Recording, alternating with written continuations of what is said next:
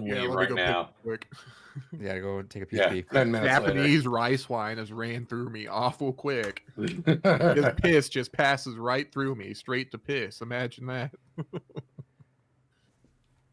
No filtration needed. Where is our chats? Here it is. Where are my boys at? There you are. Just that way you have it. Yeah, I saw him. Literally, like, today would have been the easiest day for me to watch this, and I just had zero time for some reason. So I have not seen any. I've only seen a glimpse, like one eye on the Balatro stuff. So you guys are gonna give me a Yeah, complete like lowdown on everything. 90% of the shit talked about today was absolute garbage. But yeah. Oh Interesting. yeah, speaking of watching, I finally watched a movie that came to VOD way too early. Borderlands? No, Long Legs. Oh, nice. Yeah, I Let's finally talk watched about that that. last night. We'll talk about that because there's a movie I want to talk about that blew my mind. Borderlands? No, Oh. that put me to sleep. That is my new I melatonin. sleep. All right, let's do this. Hello and welcome to the Blue Breeze Podcast, episode number 267. I'm Adrian. That's David. That's Kels. We talk about video games every week on Tuesdays on youtube.com/@bluerupees. Or we talk about other stuff. We're going to talk about movies this week for sure, too. We're going to talk about these presentations. Yeah, we're talking movies. And we don't have anything else to talk about. I was going to I don't know why, like, my brain almost like said, hey, advertise games gone by. That's not a thing right now.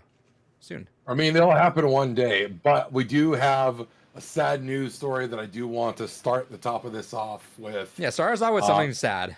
Yeah, you know, start. We're gonna get the sad out of the way, and that is rest in peace, the ruler and master of the world, Sid Vicious, lost his battle with cancer. Wow. So sad day on that one. Rest in peace, homie. So Adrian, brighten us back up now. Oh, hey, so we're just gonna jump into random banter right now. I watched Moonfall. Have you guys ever seen Moonfall? Okay, you're talking about the wrestler. Holy shit! I thought you were talking about Sex Pistols, Sid Vicious. Oh no, I didn't know it was a Sid crossover. Vicious.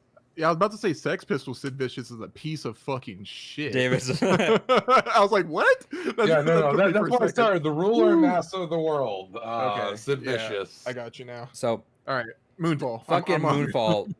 Have you ever heard? Has anyone ever heard of Moonfall? I've heard of it, and I've heard many a meme. Okay, so this weekend, what was it? What actually was it this weekend? No, it was literally Wednesday last week, so almost a week ago. The work spouse finally stood up for herself and said no to a year-long commitment to something that she's been doing for 5 years. So what was gonna be a high five, I'm so proud of you, turned into let's go drink. What turned into that turned into let's go have dinner. What turned into that was like let's have a movie night. So that whole thing, it was a giant celebration. So when to get drinks, when to go shop for that, went back to her place, waited for both our partners, and then we made some dinner and then watched a movie, and then they called other friends, so we had someone come in like a third of the way through the movie. Oh my god, yeah. Moist Critical is an avid proponent of this movie. Moonfall is a piece of shit that's fucking amazing. You can watch the fucking trailer and you don't know what the fuck's happening. So I've known of this.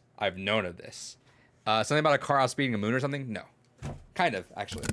I've known of this in passing. This being one of those bad, it's so bad it's good movies, right? And I've had it. I bought it for probably $5. I think. I don't think I spent that much. I try not to spend too much on a meme thing just because I'm like, sometimes if I get disappointed on that, I'll be bummed out. But I probably spent like that. And work wife's husband is also big on movies. Has very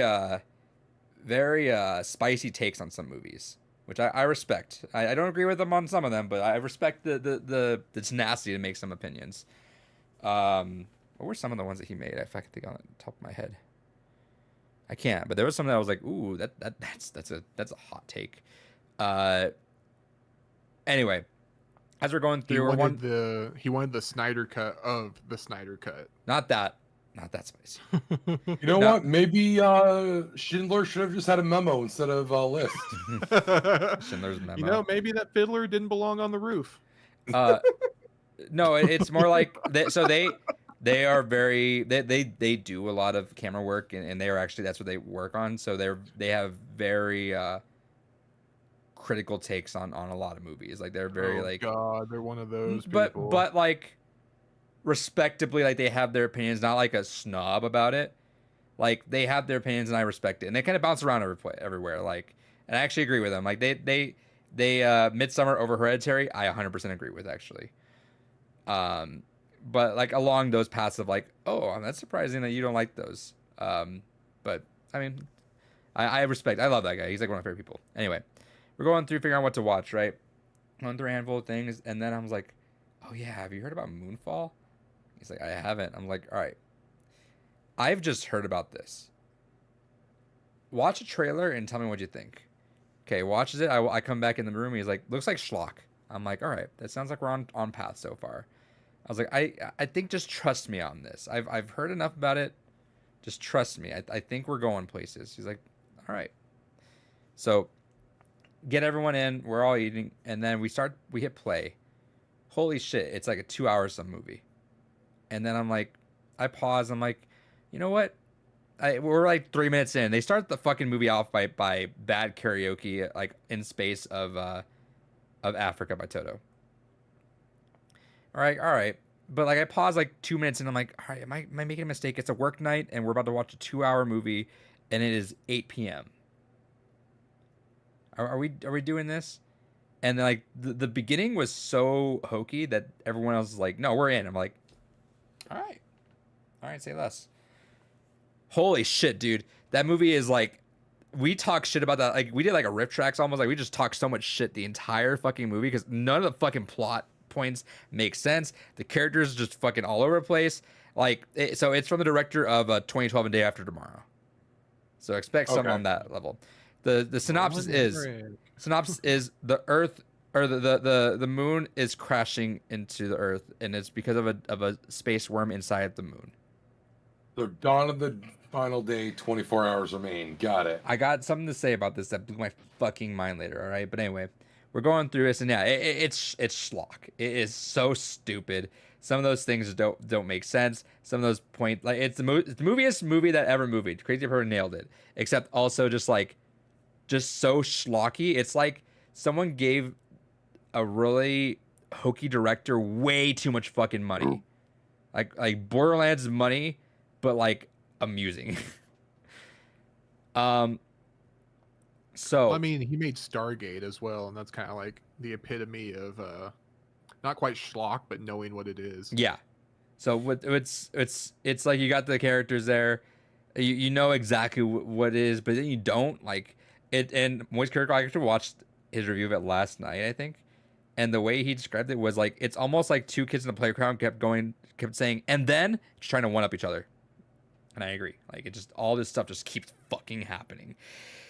Like straight up, like we pause it because like they're about to go to like space. First off, all right, there's the moon's so close to the fucking Earth, it's creating these fucking gravity waves that are just like fucking massive waves, right? The fucking shuttle can't go off because there's a leak in one of the I don't know what the fuck, the rockets. One of the girls on there says, all right, sorry, everyone, just go on home. Saying the world's fucked. All right, so everyone go home. So everyone just left. But then she's like, wait a second, we can fly this with two of the propeller or the rockets because we're the Earth or the moon's gravity is pulling us so close. It doesn't take that much. Okay, so they start doing that. There's a part where like there's a helicopter taking off and it's supposed to have a heroic moment, but they just fly into the fucking wave instead of going the other way for some reason. I don't know. They fly the shuttle and the waves are so tall that the fucking shuttle flies through the water and enough to get to the fucking moon, which is already fucking funny. But we're like, all right, cool. So this has to be the last third of the fucking movie, right? We're gonna go to space, fix whatever it is, and that's it. We pause. We're like barely halfway through the movie. We're like, holy shit, what the fuck happens? I don't want to spoil anymore. I fucking recommend everyone watch the movie. It is the worst movie, also an amazing movie. I will say though, it was so funny because like it's like the moon. Actually, I'm gonna spoil a little part of it. The moon is like almost like a Death Star shit. Like there's Death Star stuff that happens to it, and then I swear to God, you get inside and it's building halos. They're literally building fucking halos, and we're pointing this out. We're like, what the fuck? This is like almost like the Death Star from Star Wars. There's fucking Halo elements. There's an ancient race that got made, and then they're protecting it. It's like, what the fuck? This is Halo. And so I'm like, hold on a second. This is what I was talking about earlier. I pull up Chat GPT and I say, make me a movie about the moon falling to Earth, add elements of the Death Star and Halo to it. And I swear to God, the first paragraph was exactly this fucking movie. Exactly this fucking movie. And it fucking floored me. I was like, I Chat GPT those things, and it was what it gave me like, and then there's this, and it said, but there's a twist. There's this ancient race, and I'm like, what the fuck? It was so fucking funny though. Highly recommend still. Like that is a we took a handful of shots that night because it was one of those movies where you can just, it's like, hey, if this thing comes back to the movie, everyone take a drink. 30 minutes later, all right, shots, let's all go. It came back in because we all knew. So funny. It's like, it's definitely a watch with the bros and just fucking laugh at it all night. Fascinating. Absolutely. On the opposite end of things, because you watched something not massive action and movie. Yeah, no, I finally watched Longlegs because for some weird reason they put it out on streaming VOD like not even a month after it came out in theaters. Yeah, so real quick on that, it's so like- everyone's making yeah. things about Borderlands doing that, and it's like, yeah, it's going out pretty quick, but I feel like a lot of movies are That's trending where to that do bel- that now, Well, that's where that movie belongs because it's not making money in theaters. which is right? fair. Yeah. But a lot of movies are Meanwhile- trending towards a quicker VOD release. For sure. I can see that as like if they start to downtrend, right? But Longlegs is a cheaply made movie that's continuously, as far as what I'm seeing, like charts week after week, it's continuously making money. It just blows my mind that a movie like that wouldn't stay in theaters a little bit longer to keep on making Is it still money. in theaters? I mean, my local theaters, it's like one of those things where it's like you can catch 3 showings. I wasn't sure if after Deadpool and Alien if it'd even be around anymore at this point. Right. It's very few showings. Like I can probably look it up and it'd be hardly any. But anyways, the movie is great. I really enjoy it. I still think there's a lot of heavy Alan Wake 2 vibes at least to it. There's like essentially straight up scenes ripped from Alan Wake 2. I mean, and they probably ripped it from somewhere else. It's probably all homages. Like once you get to the end of the day, like it's probably something in Twin Peaks or something even earlier. All roads lead to Like Twin some- Peaks. All roads True. lead to Twin Peaks or detective serials from like the 70s or some shit. It all comes Um, back to Columbo. Exactly. It's all tracks back to Columbo. That's exactly. Or All tracks Hawaii back to Five-O. Columbus. But yeah, no, I really enjoyed it. This one, the cinematographer was in his fucking pocket for this. Dude. The style of the way they shot, I'm like, bro was killing it the entire time. Like the first shot out the gate is like so good. I love that weird upward angle look where it just feels like everything is always above you or like you're always looking up at things. It's so good. That, and I really like and appreciate the aspect ratio being toyed with in Mhm. movies, especially whenever I feel like it's done right. And I really feel like it was done right here. And that initial like unfurling into the HD aspect ratio, 16:9 or whatever aspect ratio you see it in IMAX, whatever. It's really cool. It's a really cool effect because it's kind of transitioning through from a past sequence into what would be the nowadays Right. current time in the movie. I told my buddy the best way I could describe the movie was it felt like I just watched a snuff film in a weird way, because it starts very abruptly and ends very abruptly, and it's kind of like, there it is, that's what happened, and you're like, whoa. Yeah. You're forgetting about the crow. April I said, yeah, I'm doing that on purpose apparently.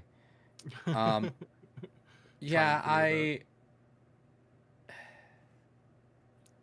because it's like it's not, it's less a story and more a vignette of So like of like a, a piece in time. yeah, It's more like here's something that's happening and you're like over the shoulder watching. are There's you literally scenes where you follow the characters in are, third person. are you in agreement with kind of everyone where it's like 11 out of 10 everything except for the story? I I wouldn't say 11 out of 10. I think the movie's like a solid 8 or a 9 for me. It's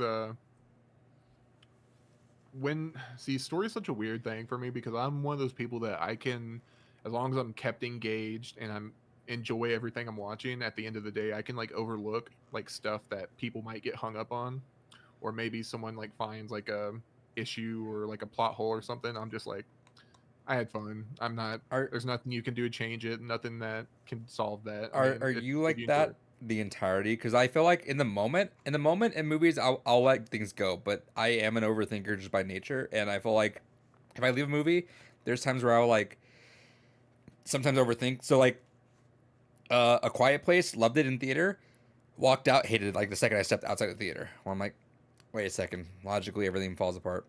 Same thing with like Us in theaters, loved it, but like I thought about it for like 14 seconds after the theater. I'm like, oh wait, that doesn't make Yeah, sense. low key. That's why I won't go back and rewatch some films because I know if I give it a second glance, I'm not gonna like it. Yeah, and that's fine to not go back and rewatch it. But no, I'm very much of the mind like if I go into it, I like it. I like it. Cool. If I come out of it and start finding plot holes or whatever, I'm just like, there's nothing I can do about it. I mean, You enjoyed it in the I moment, can't. so it's cool. Yeah, yeah, I Okay. had a good time, had fun, got what I wanted out of it. Yeah, and I had to tell my buddy I was watching it with. I was like, "Yeah, you realize that's Nick Cage, right?" He's like, "What the fuck?"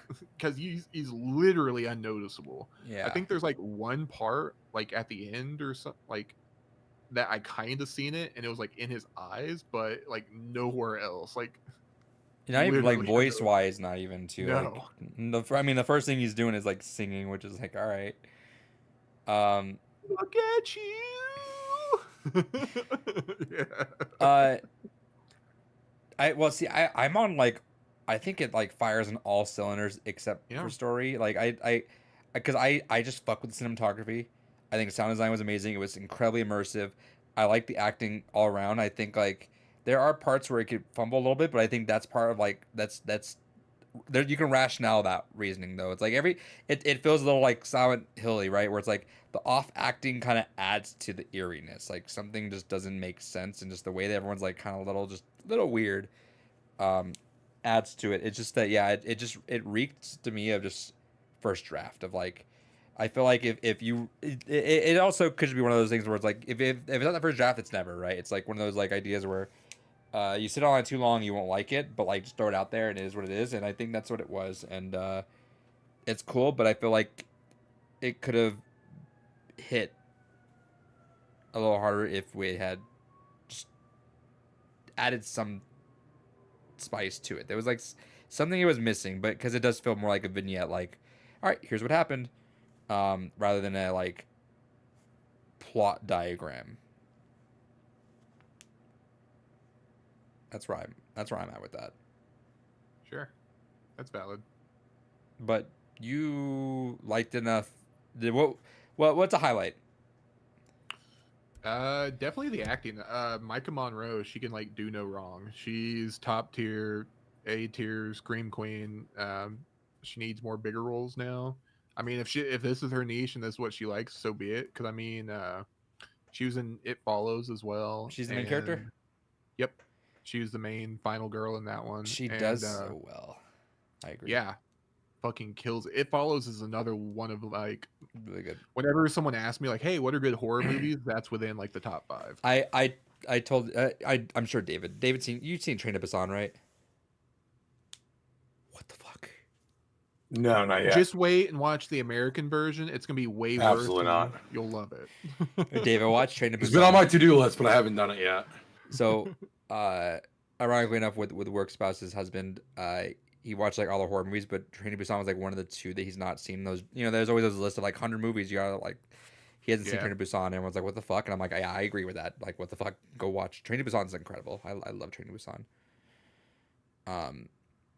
Yeah, no, her acting is really cool, and it adds to that like eeriness of like the I don't know, just the way she acts is so off. I like it though. It's like it's very intentional, obviously, but it's just so good. I think. Yeah, I still stick with I think her character at least is autistic coded in the movie. Yeah. She especially like the kid version came off very like homeschooled kind of naivete kind of Right. sweet summer child In the opening, right? type vibes, yeah. Especially with that dude. How do you not see that dude and like run scream? Well, have hide? you looked into all the theories and all that with everything? No. Okay, one sec. Well, spoiler alert for Long Legs. If you don't want to, if you haven't seen that, do that. Otherwise, fast forward 1 minute. Actually, hold on. Look, I'll put this up here because I want to talk spoilers for like 1 minute. 1 minute. I'll hold that up. Well, so with Long Legs, the whole theory is that that's her dad. Because Yeah, because Daddy Longlegs is also like one way you look at that. I forget what the main thing is.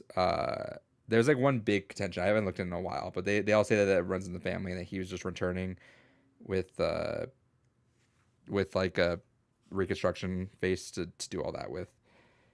that would make sense too, because of the like especially whenever he first sees her, the look at you. That's kind of like how like an auntie or someone would react to you after not seeing them for like 10 years or And something, you know. that could add to the familiarity aspect of it. Right.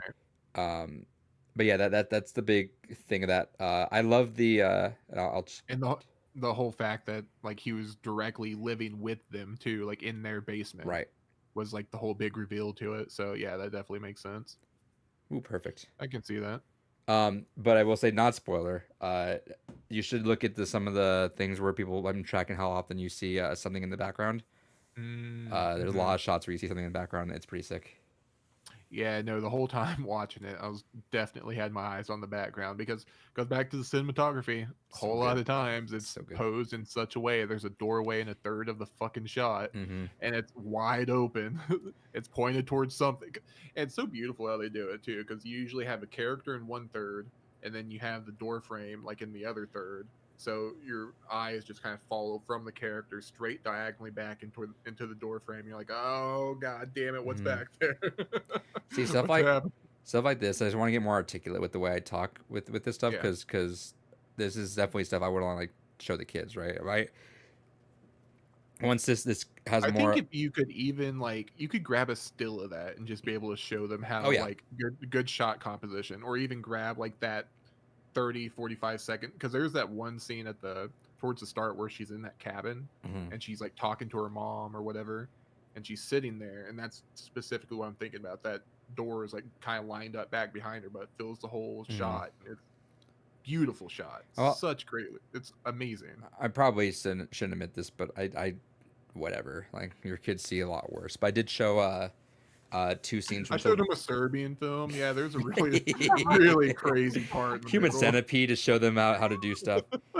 I showed them 2 scenes from Children of Men. Oh, okay. Hmm. Yeah, it's not bad. I thought it was gonna be. No, that's what I'm saying. Like it's seen Yeah, plenty yeah. worse. But like the specific You there's know what? I 2. just decided to put on Terrifier.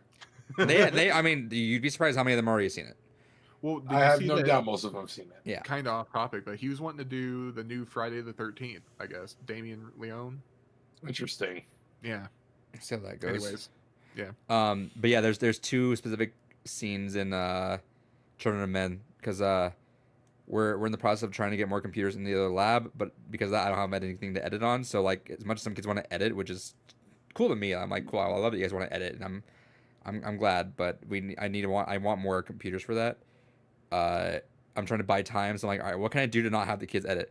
All right, I'm gonna make them do a one cut. So I have them doing a just long, and I've Hey kids, you ever watched Old Boy? There's a really cool hallway scene with a hammer. Yeah.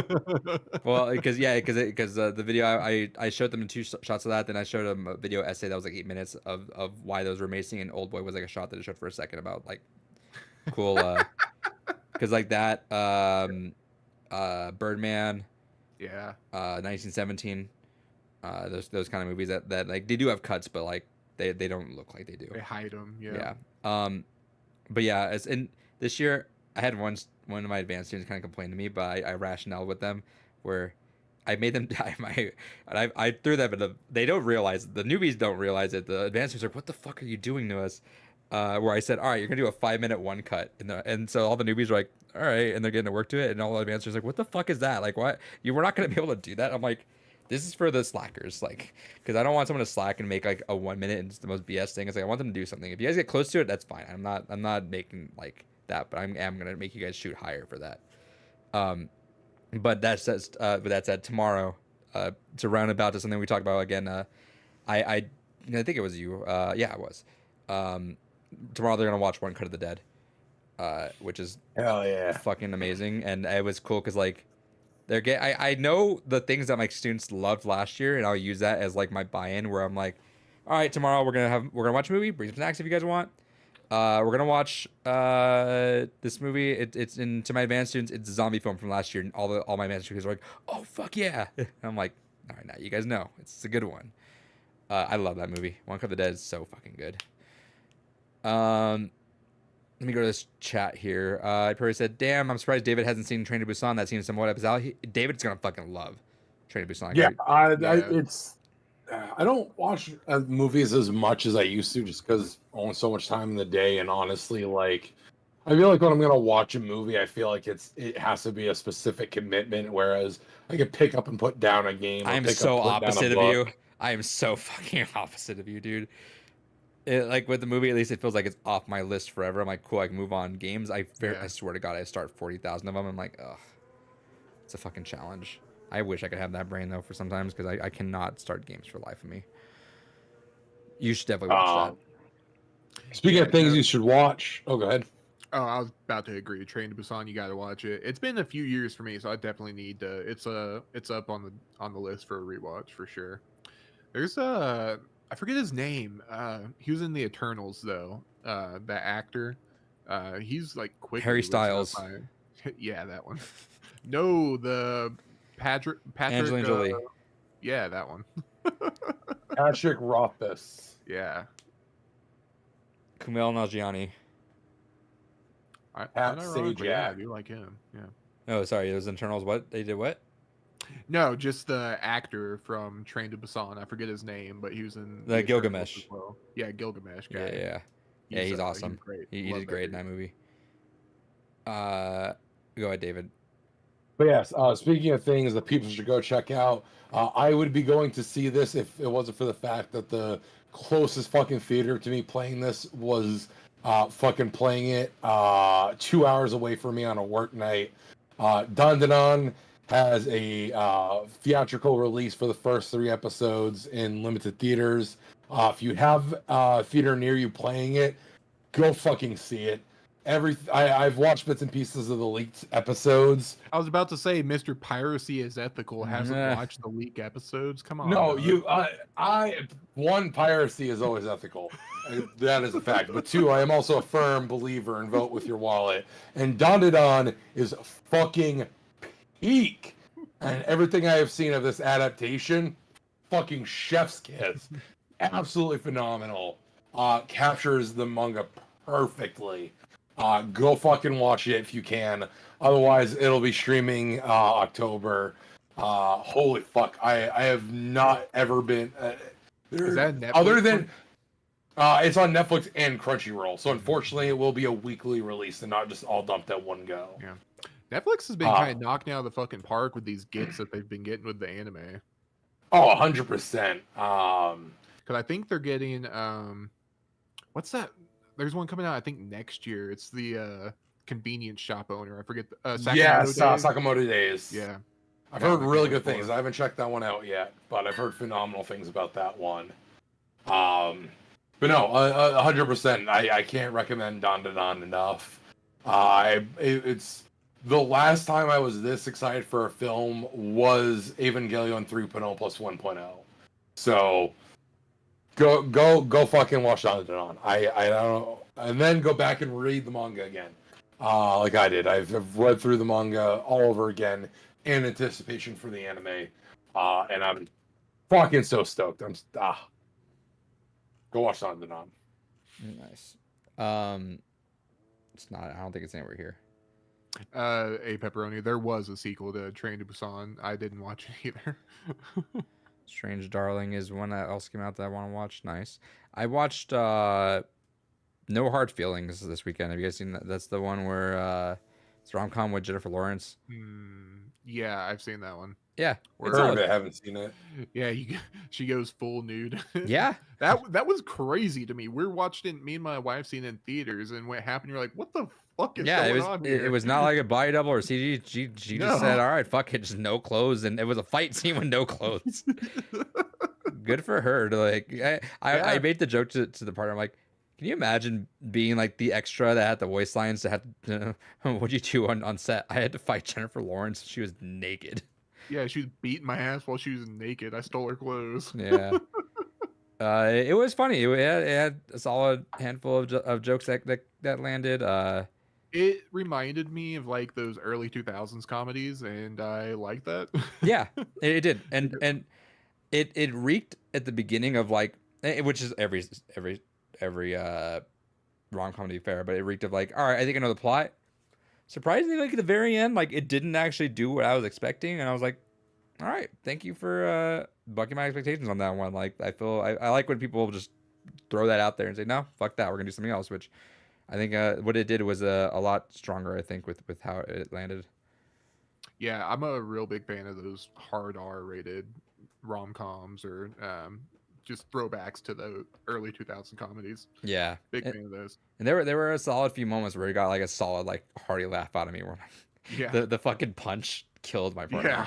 Yeah, that she lost her shit with that one. All right,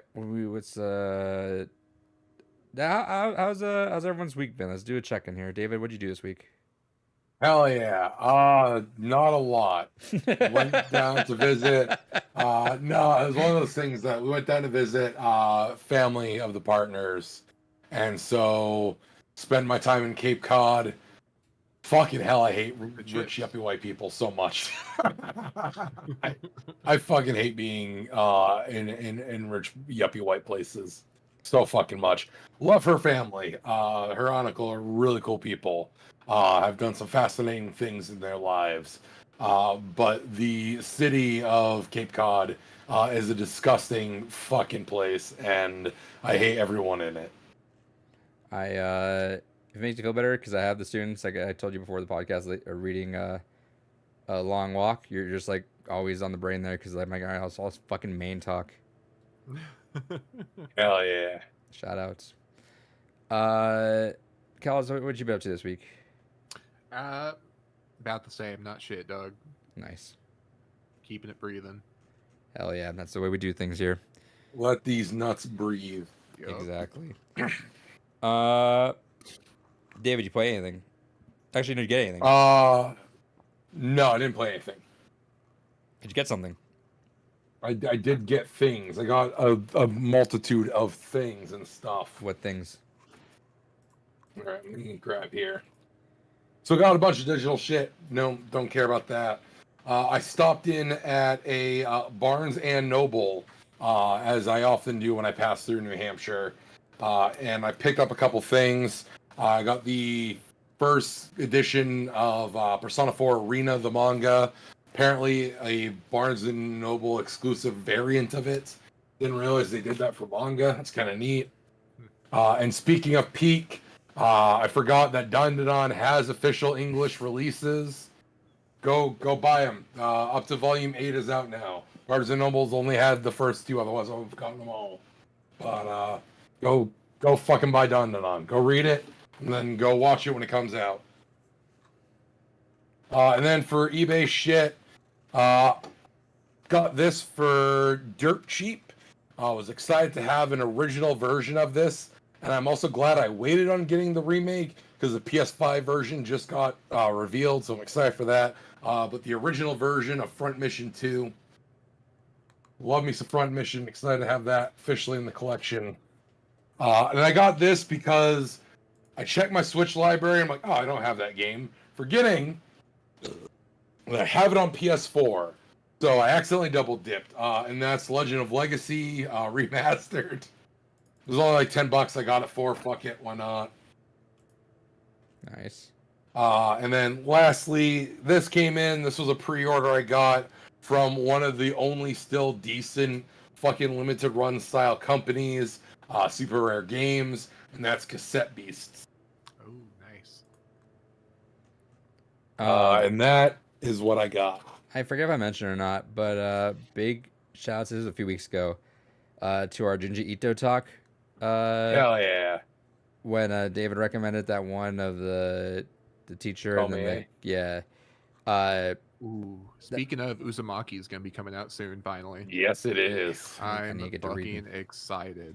It looks so goddamn good. I'm cautiously optimistic. That's what I should say exactly, because all of his other works that Netflix has tried to do has been fucking garbage. So I'm hoping they're doing like manga accurate style. Hoping they pay some kind of love and care to it. David recommended that, and I had a friend that works at a bookstore that I just texted like, "Hey, do you have this?" And like, yeah, and they get stuff for half off. My fantastic guy for me. So like the fastest ever in the 200 some episodes that we've watched, from a recommendation to owning Nice. physical, at least, maybe not digital, but physical, of like, hey, I got it. That takes David literally like an hour and a half out of the podcast. I'm like, all right, David, I got it. Beautiful. Love to see it. Kels, what'd you get? So mine's kind of light this week, but I supported those bastards over at Limited Run Games. This was before everyone got in a tizzy. This is the Fair, last pre-order I had from them. So I mean, Midnight pre-orders Fighter do take like 90 years to come in now, so exactly. I pre-ordered this like, I want to say earlier in the year sometime. Can't remember when. Humble Games, RIP. I guess It's a collector's item division now. or whatever. Yeah, exactly. It has it on the cover. I really enjoy this game. It was out on PC before, I believe, or it might have been on digital for consoles. I don't fucking know, but it's a lot of fun. John Wick meets like Hotline Miami top-down style. Really fun game. I already tasted it. Does taste like Switch cartridge, but these motherfuckers sent me a damaged box. There's like that's some bullshit. yeah, fuck you. Did you Limited not Run. pay the extra $5 for an actual box so it'd be protected? No, they're cheaping out. They're fucking sending out damaged boxes now. If- So I don't know. If it's something you want to ask for, you should just message them. Mine had the massive. Yeah, my Bugtails was crushed, to be fair, so it was like fucked up. But they replaced it without even sending it back too. yeah, tasted it. All Switch cartridges have like a bittering agent on there, so that That rubber band kids shit. won't swallow it. Yeah, Mhm. you have to taste it, make sure they're authentic cards. Taste the rainbow. Yep. Yeah, because you never know. Limited Run might fuck you over and give you like a counterfeit cart that doesn't taste right. You know, what sad world is it that that's actually probably going to be a legitimate way? Because now that the ability to create replica Switch cartridges is out in the wild, that's going to be an absurd thing if like that is the true way. You know, fucking in Magic the Gathering, Alpha Beta Unlimited has the bend test where you can bend it and it still kind of The bounces taste test? back, or the sheen test. Now on Switch games, we're gonna have the taste test. All right, lick it. Does it taste like a real cart? Fuck, it tastes normal. God damn it. Yeah, I want that Nintendo Switch flavored ice cream, dude. Hell yeah. Give me a double dip of Nintendo Switch cart. Yeah, you know it. What else you get? That's it. It was a light week. I need you to talk me into something that I don't want to do, which is Oh, All right, counterpoint. I'll talk you out of it. yeah, actually, yeah, you guys can have a debate on this. Which, Devil to be landing fair, I don't know on if it's your gonna work shoulder. out that way. Strapped for cash, obviously, after the phone thing and all this stuff, right? And I'm thinking of just offloading all my comics just to a comic shop, which is not that many. It's like one small box like this box. It's like 95% probably Walking Dead stuff. The only thing that hurts is all the Walking Dead 100 variants, but like they don't see light otherwise, you know. Like Right. I almost feel like I feel like a little bit of collector shame where I'm like I feel like these could also go to a better home, but also I'm selfish and want them to.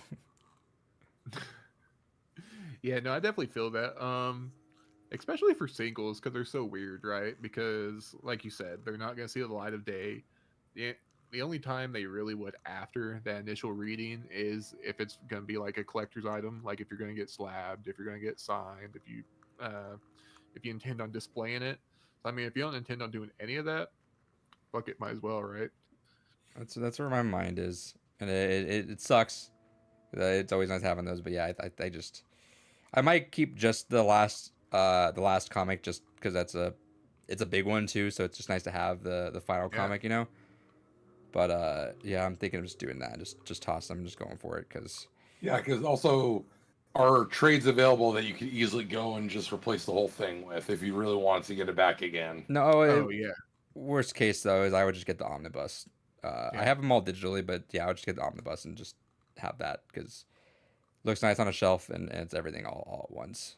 yeah. And they have some really good like hardcovers and shit too. Mhm. So Yeah, so I'm probably gonna be doing that later this week just to see. Not I don't know how much I'd get for them. Hopefully something not abysmal, but we'll see. Um, I think I got just one thing. Got this. Like I said, don't Oh, you were trying to get rid of your pop collection. right. And this is like the whole like from someone that like used to buy pops, to like not. There's a handful of ones that I will like.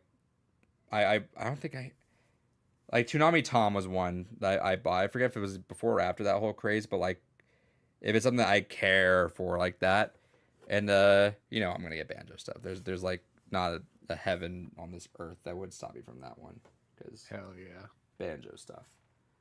Plus it's good because there's like no collection. It's just them. So the fuck that shit. Now granted they might get me on the Jinjos. They do that bullshit where like hey there's 14 colors of Jinjo to get. I'm like fuck that. You need Mumbo Wumbo. You need the Jinjos. You need bottles. Gruntilda, Yep. 2D. You need Yep. one just Banjo, one just Kazooie. Yep. You There's need one one from where Smash. Banjo is flipping the bird to the bird. Yeah, there you go. But yeah, I am actually also in the process of trying to toss those pops, but that's like a 2 moving boxes worth, and it's not an easy task for me to just figure out because I don't want to go through the work of having to like people are like, oh, well, just message us and do this. I'm like, just fucking buy them all, please. I think that's it. What do you guys play? What are we playing? David, you didn't play that much. You didn't play anything. You said I didn't play anything really. Kels. I booted up WoW because that I think the expansion actually dropped yesterday. Yes, it did. So I got into Dragonflight. I think it was either this year, late last year, something like that. And the cheapest way to do it was just to buy this expansion because you essentially got Everything Dragonflight up for, to it. yeah, everything up to it for free, and it was like the normal price of what just Dragonflight by itself was. So I was like, all right, you fuckers got me. I guess I'm in for the next expansion. So I got that all updated. It kind of jumped in, was doing like the pre expansion stuff, kind of like going through that. And it's just kind of interesting to see how it's kind of things have updated a little bit because it's been a few months since I played last because I did the raids. And then I was kind of like, yeah, I don't want to burn myself out because that's the type of person I am. If I get into an MMO or a grindy game like that, I will 100% burn myself out on it. I'll go do one niche, obscure experience in the game, burn myself out, and then put the whole game to the side and not play it ever again. So, yeah, so this is me coming back to it. And it's just been interesting to kind of see how Azeroth is slowly started to change. But now I need to go back in and see how the full expansion is looking. Nice. And other than that, I'm looking at my games and my Steam library. Yeah, I don't think that's really all I've had time to play that and a lot of card games.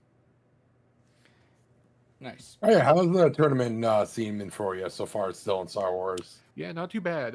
Right now, so it's a lot of prep. So next week is a big tournament here locally. They're doing a win-a-box, but so far enough people have signed up that they're going to do bigger prizes, and Ooh. it might gear up to a 1K. Who knows? And then after that, next not September but October is when they're called planetary qualifiers. It's like the regional tournaments are, Gotcha. Okay. and it's a 128 person tournament. It's gonna be 5 rounds of Swiss in the top cut, so that's gonna be like one of the bigger tournaments I'll be going to. And winner of that gets to essentially skip a day into day 2 for the big tournament next summer. So that'll be fun to shoot my shot at. What do you But win? yeah, so far, well, What do you win? yeah. So first place for that, I think you get prizing money, cool shit, and on top of that, you also so the big tournament, how they normally are, they'll have a day 1 and a day 2. So day 1 is kind of like the Swiss round, so you kind of thin out the herd. So if you win this planetary in October, you get to skip that first day, and you're immediate lock in for the top cut for the big tournament. And that one I think is going to have like the I don't know what they're considered, but like tournament promotional items and stuff like that, the big items that you can only win from doing that. Can you buy David's house? Who knows? So right now, all the leaders, the leader cards, they're like your commander. They all have what's called showcases, which is alternate arts, foil, highly chase value cards, or uh, so they range from like $100 to like $800 or even upwards higher. And so everyone thinks so. Luke and Vader haven't had theirs yet, and so everyone's thinking, Interesting. yeah. So everyone's thinking like, oh, the big tournament, they're gonna have the showcases for them as the some of the prizing, so it's gonna build up some more prestige for them. Nice.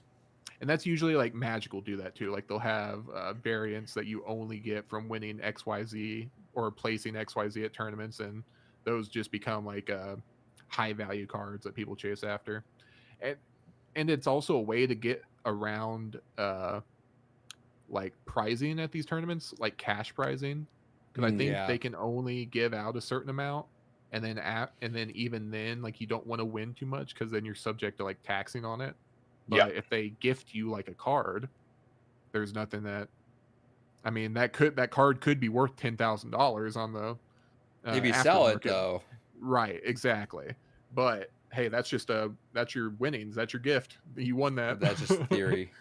Yeah. I mean that's also the thing with TCGs is truly the longer you hold on to something, it's only ever going to increase in value. Yep. The only way anything ever drops value is if the game is entirely dead and no one cares. Or when Wizards reprints it later. Unless it's something like where they updated their fucking ban list of stuff where like some art now can't be reprinted. Interesting. We can't do reprinting of art with the pentagons. That gets the people mad now. They want to crash into it. We can't have demonic tutor with original art. That gets people mad. And see, that's another thing that I loved about Longlegs is it was like very unabashedly. It was like numerous times throughout the movie they were just like Hail Satan, Hail Satan. I was just like, all right, cool. We don't give a fuck. Let's go for it. They said it right. Mm-hmm. Anything What'd you play? else? Nope. Nice. Or what'd you play? Started Ghost Trick. Oh, I don't. Hell yeah, good shit. I want to keep playing it. I'm just having that massive ADHD thing where I'm just like I can't. I actually started that. I started a Needy Streamer Overload. I Also a good one. I literally installed Lego Drive 2K, played one race. I was like, cool, and then uninstalled it. I'm like, it's been bad. My brain just like bouncing around all over the place. I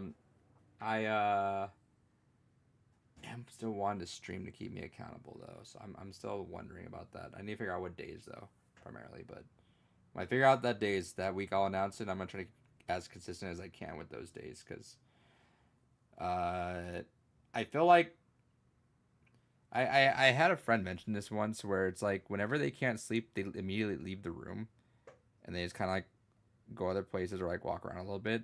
I was wondering, I was like, well, yeah, it's because if your brain associates with not being able to sleep in your room, like your brain will just kind of come like mold to Yeah. that. Whereas like if you only come in while you're sleepy and sleep in there, your brain will like do that more. Yeah, when I used to try to get help for my insomnia, that was one of the things that the doctors recommended to me. They also said, "Oh yeah, and only use your bed when you want to go to sleep." And I'm like, "No, the bed's used for other things. Sorry, I that's fuck on it. I fought.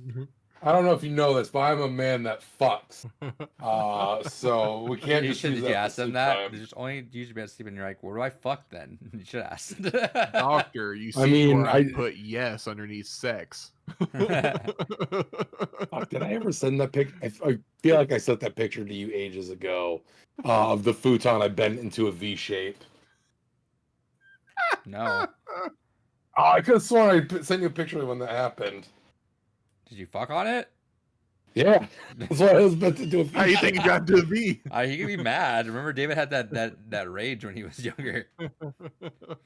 Yeah, no, it was back when I got my first apartment many moons ago. Dude, So, first futons apartment were futon. goated when everyone has their first apartment. It's such a Yup. good versatile way of. All right, I got space. Now it's time for bed, so no space. It's a couch and a nap spot. I had this. Perfect. You were there actually at my house. The big blue couch I had, but rolled out. It's like an Yeah. actual mattress thing though. So it was like a futon, but Yeah, like, we were like, hey, you know what? Let's play some Smash. I play a little bit. All right. yeah, unfortunate. Fucking moments before a goddamn tragedy. But yeah, no, I'm thinking of maybe that I can't. I'm just at this point the gaming in the bedroom or living room is kind of a lost cause. So like maybe I had a moment where like maybe I just like play my games on PC and just like focus here. Make this my productivity room of some sort. So, but then I have to because I don't know. Like the other day, I also just like actually got a lot of work done finally on here. I'm like maybe I just gotta figure out a way to balance and keep this room just that. Maybe I just leave the phone out or something like that. I don't know. But streaming also right because you can't just sit there. Or you know what? At this point, I'm always like, I just become a Marvel Snap streamer. I'm always playing that fucking game. I might as well just like hop in and just stream that. I don't know. I've thought about it. We'll see. Yeah.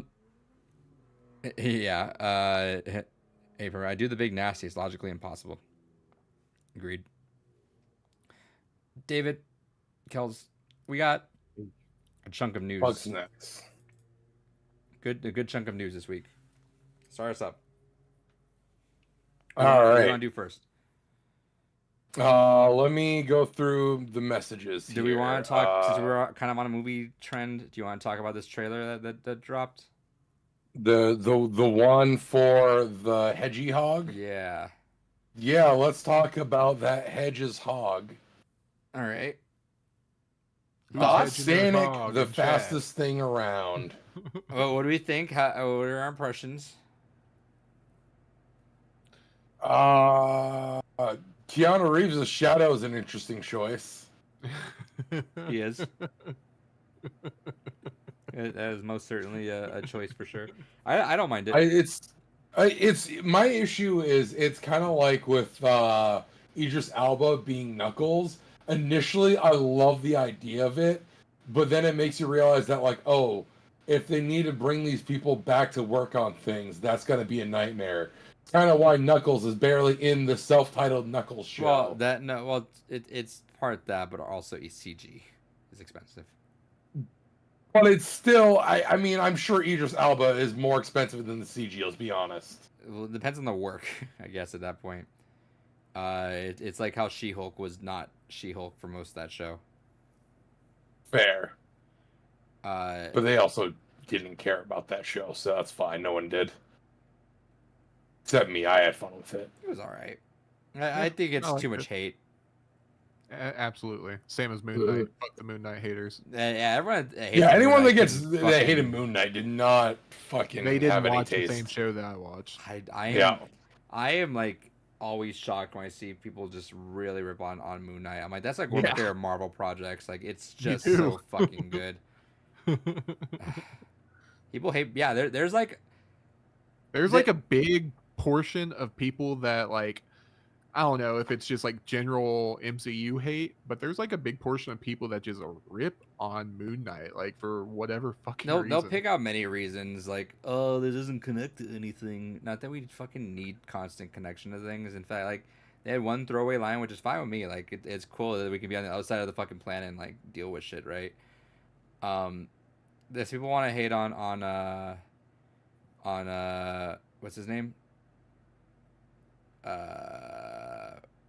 Actor Ayn Rand. Isaac Isaac Yankovic. Oscar Isaac. Oscar Isaac, yeah. Because of ethnicity and that, it's like, okay. But like, I don't know. Anyone complaining about the fucking plot? I think y'all are crazy. Like that acting is top tier acting, I think, in the MCU.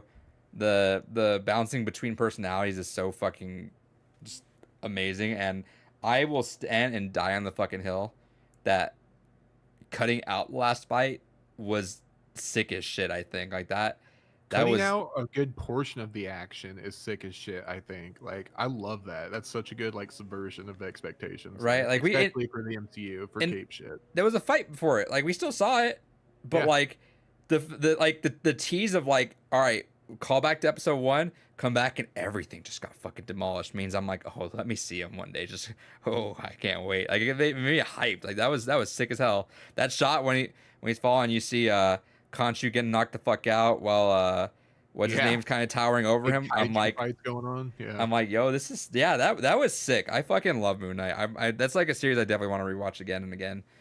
And honestly, again, it was kind of a wonderful breath of fresh air because it wasn't so hyper interconnected. This is part of the reason people don't get into Marvel and DC. Shit is so hyper connected with fucking almost at this point 100 years of fucking legacy behind it. It can be daunting and intimidating for someone to just be like, I just want to fucking enjoy a story. Where can I just enjoy a goddamn story? Moon Knight was perfect for that. Moon Knight was like, oh, you just want to have the feeling of a cape shit story, but still have it be unique and standalone? Here you go. Enjoy fucking Moon Knight. Need more of that. It's the easiest one for me to like recommend without because you don't have to see anything. It's just as is. I think the story alone is solid. Like, I feel like you get what you need to out of it. Like, you know what's going on, or you kind of get the thing. You get an idea from from point A to point B, right? Yep. The teasing it's just so good. I fuck with Moon Knight. Also, shouldn't be a hot take, but that costume is easily like S tier. Oh yeah, absolutely. I love his Mr. Knight outfit persona. It's so cool. So My, fucking sick. My friend dressed as Moon Knight for Halloween and literally just didn't take a single picture. There's like Yeah, one of I him have with a, someone else, and I'm like, bro, you crazy? Yeah, I have a Mr. Knight cosplay that I do. Oh yeah, Yep. nice. I gotta get you Yeah, guys together yeah. then. Yeah, I handmade the helmet and everything. Sick. Anyway, yeah, the show was actually good. What the hell? It's kind of eerie once we get into the mind of Mark and Steven. Dude, I think that moment where he's like going crazy and just hitting his own head, telling it to stop. I'm like, yo, that was great acting. Love it. Yeah, no, it's crazy that the MCU is able to get actors like Oscar Isaac to come work for him and On a show. seemingly, yeah, on a show and seemingly like willing to like come back and keep working with him. Especially like, I would feel so jilted if I was him, like with the way that Marvel's kind of like handled it. Maybe like behind the scenes they're telling him something else, but No, I'm sure. I mean, there's been rumbles that he's been working on something with them. Yeah. So, I mean, yeah, because I've seen from time to time he's posted stuff with the director yeah. and like showrunner from That was Moon like Knight, and it's well, like a kinda, year or so ago, they were like in Egypt. in Egypt. Yeah. Speaking of which, we finally got like a quick glimpse at Ironheart, so I guess that is still going forward. Yeah, because I think the rumor is Ironheart is, but Armor Wars might be nixed. Mm. Yeah, which I understand if it goes the realm of, because like of how many different things they're gonna introduce Mephisto and the Hood and all this thing. It's like, yeah, Non-comic readers are about to be so fucking confused whenever what looks like Iron Man is fighting supernatural shit. Because that's kind of like the whole subversion with Riri's story, right? A lot of her villains are more of like the supernatural type. She's not going up against like tech geniuses or like robots and shit like Tony does. Yeah. A lot of her story is like dealing with Red Hood or yeah, The and Hood. Mephisto, I'm also like, yeah. I'm also looking forward for Mephisto finally showing up, just so fucking people that are comic fans stop going, is Mephisto involved that in was that? that was a meme. We're kind of over the new Rockstars owned it. So all right, New well, Rock we get it. fucking Yeah, assholes. our bad. Um, Yeah, no, the concept's really cool. I really enjoy that. A Pepperoni, I really didn't find interest in Ironheart and Black Panther. See, Ironheart was like one of the big parts in Black Panther I did like. Her and Namor were like the big Yeah. parts. I was like, oh, I want more of this. which is fair, Less- but it less just of sucks that, because more like it of was this. such a bloated movie though, right? Like it Yeah. had And so much. they were It's trying to bloated do. because of unfortunately everything else around it. Right. I don't know, like I it did. think it was a lot like they were expecting this to do a lot of heavy lifting after Endgame, and then with Chadwick passing, with having to rewrite everything, I think they're still kind of forced to wedge in other shit too. Yeah, because it was supposed to be the end of Phase 4 or whatever. Yeah. But it didn't need Ironheart in there. Like, sure, Namor fine, but Yeah, like, I don't think it needed her either, but I think that was probably a mandate because I think Yeah, because already where else do you fast-tracking stick her him. is the question. give her own soul thing. Like, we started this whole fucking thing. Like, well, Yeah. I had this whole idea we need to stick them somewhere to introduce. Like, no, fucking But create. that's the problem, is we've written ourselves into this corner where everyone has to be introduced at some point in something else. Again, It's the meme of can't like, have any hey, look, standalone. after credits, hey, I'm Doug McDougal, and Yeah, I'm look how well that worked out for Blade. yeah, Yeah. At the fucking end of comes and Eternals, grabs which you. goddamn is it Did- appropriate that it was at the end of Eternals? for Eternals, fucking like, Blade. yeah, Eternals introduced so much shit, and it had two post or the mid credits and the post credits that introduced shit. Nuts.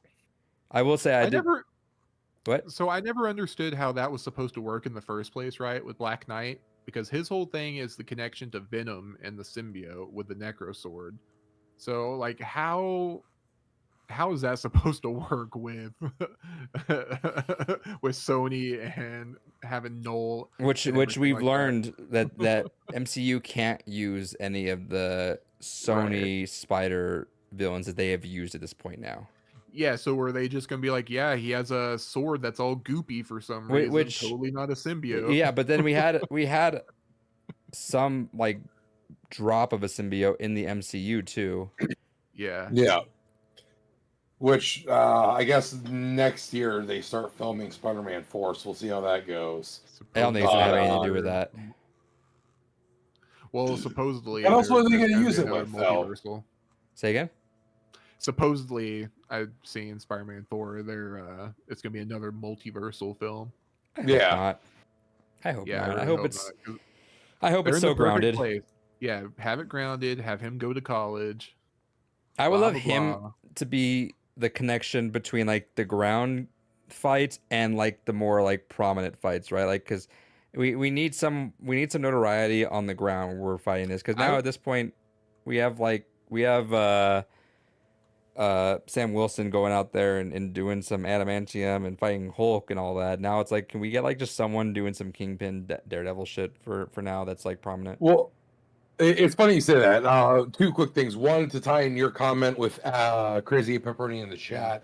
Just give me Spider-Man versus Kingpin. Or I even don't think we're seeing Tombstone. Kingpin again anymore at this point, unless it's a multiversal Kingpin. Wait, what? We're definitely not seeing Kingpin anymore unless we're seeing Why a not multiversal Daredevil? Kingpin. Wasn't he killed in Hawkeye? Nope. No. He, Did you watch that? Did you watch post credits? No, I didn't it- actually watch all of Hawkeye. Oh no, they're not only in Hawkeye, but they're also in Echo, and they're also gonna be in Daredevil. Oh yeah, I didn't watch Echo at all.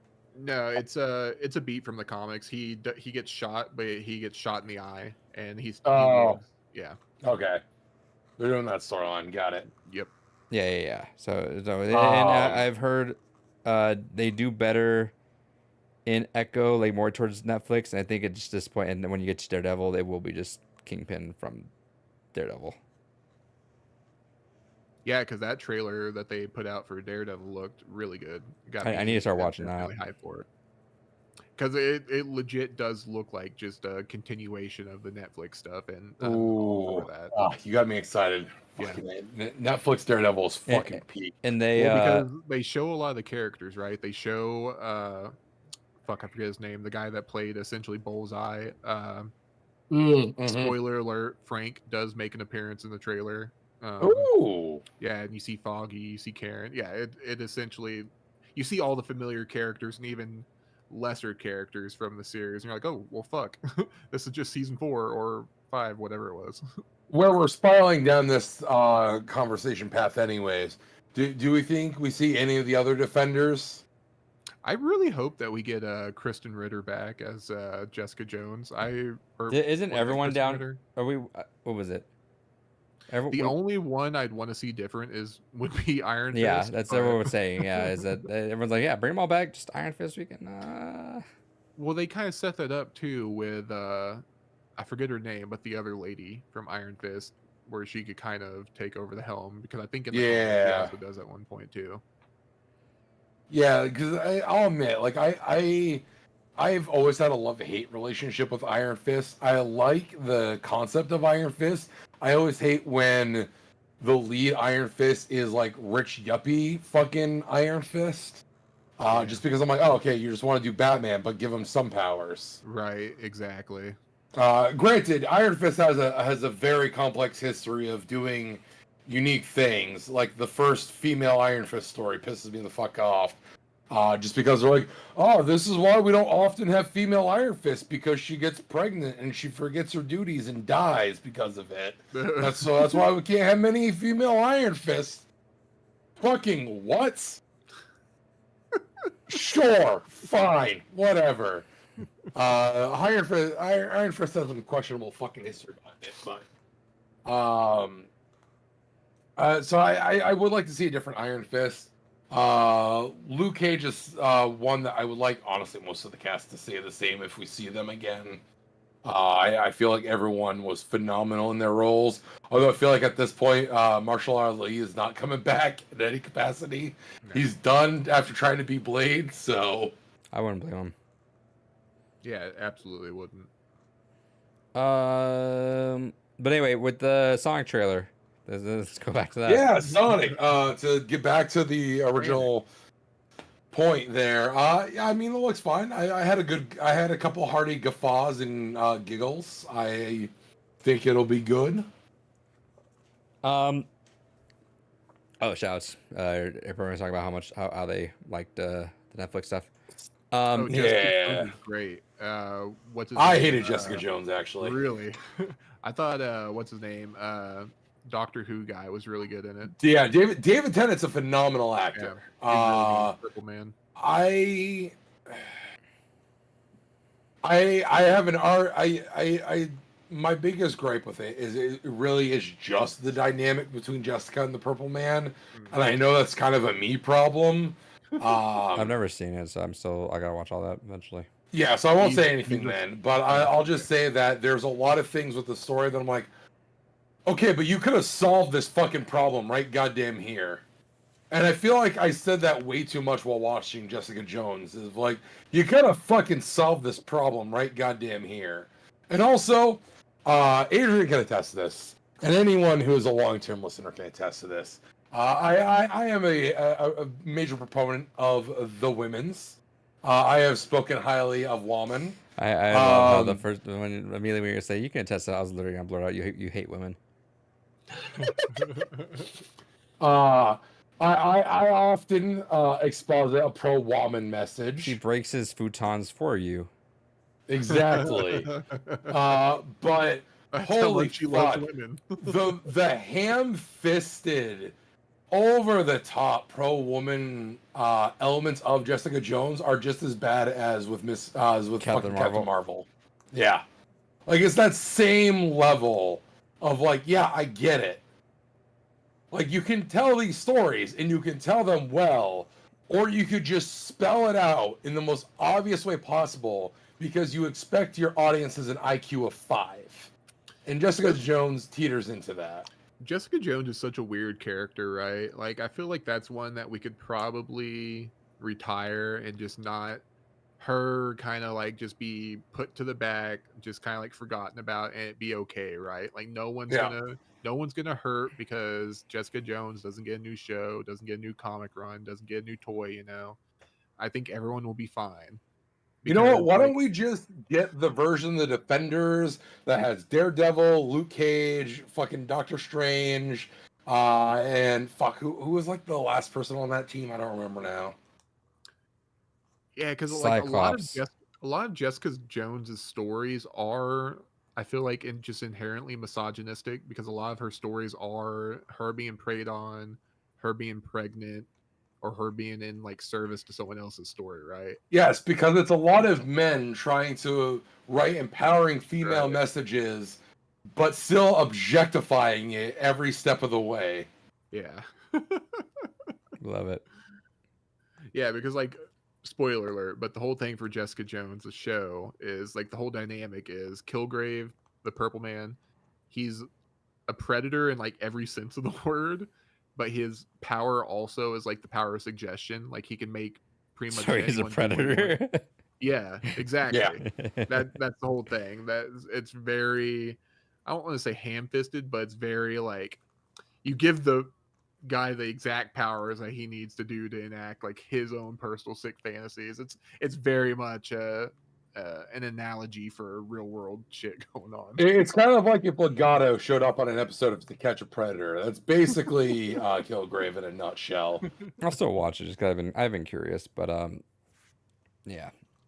No, there's like some really like fucked up and really good scenes in there, but yeah, I me personally, I think Jessica Jones is one of those characters that we could probably retire by now. Yeah, retire her, retire Iron Fist, or give us a different Iron Fist. I don't like Danny Iron Fist. And you know what? Give us Luke Cage season 3. Retire Robert Downey Jr. Retire him. Stop whitewashing characters, please. That'd be great. Anyway, the Sonic trailer was really good. Yeah, so Sonic Show was fun. Talk about whitewashing. They whitewash Shadow, bro. Right? I mean, technically They they took away his Asian-washed gun. him. But They put the Akira bike slide in there, so it's Yeah. fine. It balances out. only thing I hope is that we're not it's not a joke per minute movie. Oh, it's going to be. I feel were the first two like that. I feel like they weren't. Like I feel like they Yeah, in had a jokes, lot of but ways. like not like every other thing was a joke. They kind of were, but like No, they were, no, but they no, also no, had 'cause- other like familial elements to balance it out. Yeah, like, but I was for saying- every joke, there was a scene of sincerity or action. Well, like the thing with the owls, like I feel like we didn't get like a MCU style. Oh, we got a ha here. Otherwise, it's not good. But the trailer kind of reeked of we need to make a trailer with or we need to make a joke with every single thing that we do. But that's also in tone with Sonic. With you know what? It's not with Knuckles though. I think that's maybe why I'm off a little bit. Well, no, because they've turned Knuckles into Drax, basically. Yeah. You're not wrong. Yeah, no, he's the big muscle guy that's now a softie. Yeah, Nothing would go over my head. I would catch it. No, so Yeah. they're so. I Watch, hate he's that we gonna keep going get- to fucking Marvel right now. Yeah, watch, he's gonna get like a kitten or something, and it's gonna be like super cutesy, or he's gonna find something that he thinks is soft and cute, or Oh, it's like how Drax. First off, Drax from the comic and Drax from MCU are two not Like, Oh, they're entirely different beasts. It's kind of like Baymax from the comics and Baymax, but from not the film. not Two initially. entirely different beasts. Like initially in Guardians of One, Drax in Guardians 1's almost a different character entirely from Guardians 2 and 3. That's called growth, baby. Yeah, growth in terms of losing 40% of your IQ between movies. Yeah, like it's so weird. Like his whole name is Drax the Destroyer, and in none of those movies do you get the vibe that he's capable of destroying anything. I mean, that's fine because it's not like we got like a lot of the major fucking things we would expect out of Guardians, anyways. I wanted Drax to like really have that fucking showdown with Thanos. Yeah, like what the fuck that was like his entire arc was supposed to be like that. No, it's fine. We got Captain Marvel to deal with Thanos. Yeah. And when she isn't available, we got Thor. Unironically, like if I kind of do wish like he kind of ran up on him instead of like Captain Marvel. I feel like everyone should have got one in on that final battle with that. Just they just all line up to punch him. Yeah, like Scarlet Witch had the whole thing on him, which I get, but like, and I get it. Girls get it done. The Scarlet Witch part was fine. That part, yeah. Yeah, that was sick. She's like crushing him in his own armor. She was, yeah. So cool. She could have taken him if he wasn't a bitch about it. Like, shoot, rain fire. Fuck off. You're gonna die. Just take it. Take it like a man. I'm just upset that we didn't get the proton cannon from War Machine. He even got the new suit and everything. Bro, Rocket is with you, and you don't get to show your Sunday's best. I watched. I need to go back to this fucking song trailer, but I watched a whole like 50-minute. I watched a whole 50-minute. You watched a breakdown on it? No. I watched a breakdown of Hulk's character. Oh. This last week of Hulk's character at MCU and how just like not great it was. And upon reflection for sure, I wholeheartedly agree. I disagree. Real quick, I'm just gonna say, no one look at chat for Crazy at Pepperoni. If you haven't finished God of War Ragnarok yet, he just dropped a huge spoiler for that game. David, can someone delete that real quick? If you I can't hear have more me, privileges. I'm not trying to ban you or anything. Yeah, you don't. Okay, whatever. Okay, thank you for not. No, you don't give me power because you know how to abuse it. I thought you did have it. No. I have it on Twitch. Interesting. I don't know. So like, I'm curious to hear where you're at with this, Kels, because the whole jump from like, because it doesn't make sense when you start to pick it apart. I think when you start to really pick at what happened, was that there was a whole like Hulk got beat, went back to Banner, and I mean we're all insinuating that he was scared, but like that's not actually what's said in the movie. What's said is that like this whole like everyone looks up to you and not me thing, which is not really stated at all. And then I think what would have been good is if they had the Hulkbuster moment in Infinity War, but they cut that out because it was quote unquote too triumphant for that moment. So, spoilers, and there's toys like this was supposed to happen, was that there was like a Lego or something for it, and action figures and stuff too, where it had like Hulk busting out of the Hulk armor or the Hulkbuster, and that was supposed to like happen later half of the movie when they had their all talk. They actually like cut out a whole scene where they Banner and Hulk talk, they make amends, and then just bust out and beats Cole Obsidian. That got cut because they felt like it was too much of a win at a movie that's aiming to lose. I already heavily disagree with that because I think one of the best moments in that movie is literally Thor coming down from the fucking heavens above and just raining shit on those fucking on like everyone for a second. I'm like, we can have little wins in there for sure. My favorite part's the very beginning of the movie. That whole like initial part from Banner landing to Iron Man and Spidey shooting off to Jupiter or wherever. Yeah. Such a good. Yeah, no, the thing is that if you want a bitter ending, you need to make it sweet up to that point. The sweeter everything is up until that fall, the more impact the fall has. Uh, it wouldn't have like you could still have Hulk like get beat, and that could be like their thing. Like, all right, we still tried our best, but that's what we gotta. Because the whole thing is the movie ends essentially with Vision having his head ripped open, right? So I Right. mean, I don't think there's a single moment that you could do throughout that whole movie that would overshadow that. I feel like because Yeah. that imagery that they provide is fucked up. Which is so funny. Like, hey, you know what? I'm excited for like stuff like Vision Quest eventually because I really do feel like Vision really got a short end of the stick in this whole thing. Like, it would have been cool to see Vision really fight it out because the only time we see Vision actually, like, yeah, the end of Age of Ultron, but also like a little bit of Civil War where he just kind of just fucks around a little bit and just kind of is a super He OP. paralyzes Rhodey. Yeah, super OP. And The one time he does anything, he paralyzes. yeah. But like, I would love to see him like actually fuck some shit up, but they neutered the fuck out of him at the beginning of that movie. Well, I Yeah, mean, and, it's kind of like they had to. It's the same reason why. Well, Hulk In is the severely comics, when- underpowered, so yeah. Yeah, exactly. I mean, it's the same reason why in the comics you kind of have to try to take Thor and Hulk out of the equation for most storylines. Yeah, Civil War because- would have been like, all right, where are the two OP characters at? All right, well, all right, it makes sense. But going back to that, I think so. Jumping to Professor Hulk was a whole ass arc Yeah. that we missed. I think they gave him too much of the goofy juice, which I get that it was in Ragnarok, which I fucking love Ragnarok, but I get it. There was a lot of stuff said. I'll give them the benefit of the doubt because Ragnarok and Infinity War were written at the same exact time, so like they really just had to get like really just small notes about that, and they would have known that like a lot of Ragnarok was like Banner saying if I let the Hulk out, like I won't come back, but then like just back and forth, right?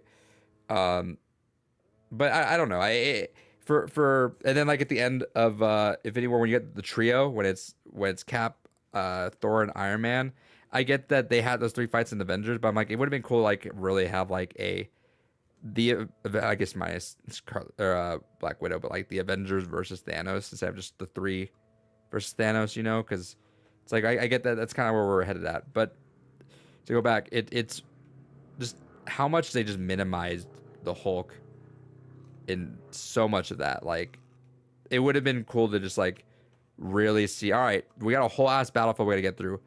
Let the Hulk be the Hulk. Let him just fucking rage out. Like it should have been a moment like, hey, they've come to terms, we get the whole Smart Hulk thing, but like, all right, Hulk, we need to get a little angry here. Like it's okay. Like, they can balance it out. Like it's Banner, he's able to do that, but like let him get a little angry on there. But well, it's because he snapped everyone back, right? yeah, and he has arm hurt. I get that. Yeah, he's fucked up. But like it was just it's I'm just like give us a reason to have that because we don't really get to see that much, especially later on. We don't really get to see too much of Hulk really. Just it's like Hulk does some one-on-ones. He fought the dog in Ragnarok. And that's the we last time basically get see to him. tease elements of World Breaker Hulk, but we never actually use World Breaker Hulk. I don't know. I just think it's always a silly thing when people are like, "Oh, I want the feral Hulk back." That's what we've had the most of. Like we've only had Smart Hulk for Infinity War and She-Hulk now, right? I think if it would have been I think it's just people are seeing something that they don't like on screen, so they want to go back to what's comfortable. it could be that. I also think that part of it is just like how drastic of a jump it was from Banner can't even get Hulk out to okay, no, we're good. I think part of the that's issue more is like we a don't- No, you're good. My bad. My apologies.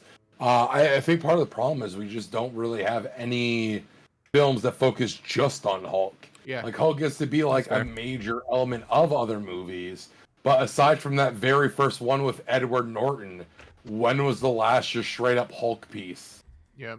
No, I can definitely get the frustration there, especially if I was a big Hulk fan.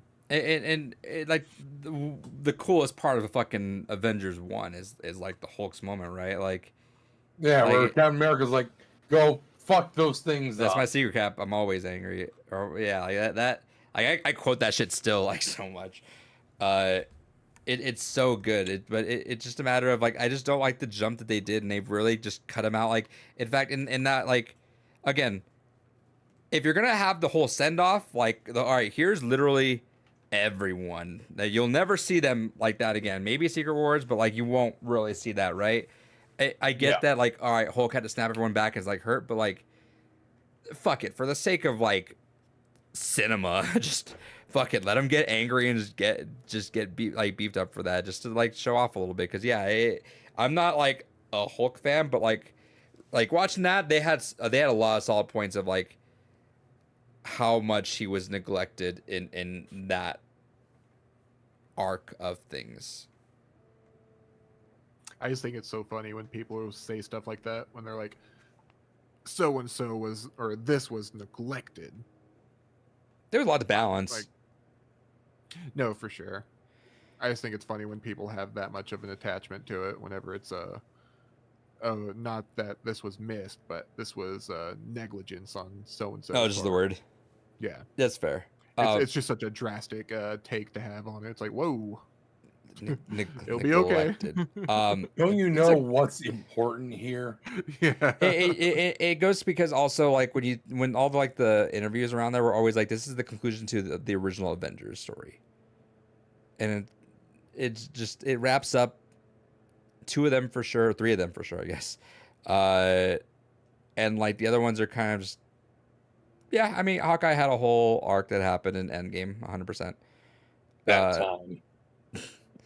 But the Hulk, I don't know. It was a solid way, and I can't repeat everything on there, but it had enough points where I'm like, it makes sense why people were frustrated with that. And I genuinely, my biggest gripe with it was just like the whole fusing of Banner and Hulk should have been something on screen or something seen of that, just because that is a big thing, and that's a big character hop to just go from nothing For to here we me, are. being someone with little attachment to the character that really doesn't give a fuck, I took it as more of like a comedic beat to it. Oh, it was. It was It's one of those 100%. things- Yeah, so for me, it worked a lot because that's how I kind of took it. I was like, okay, that's funny.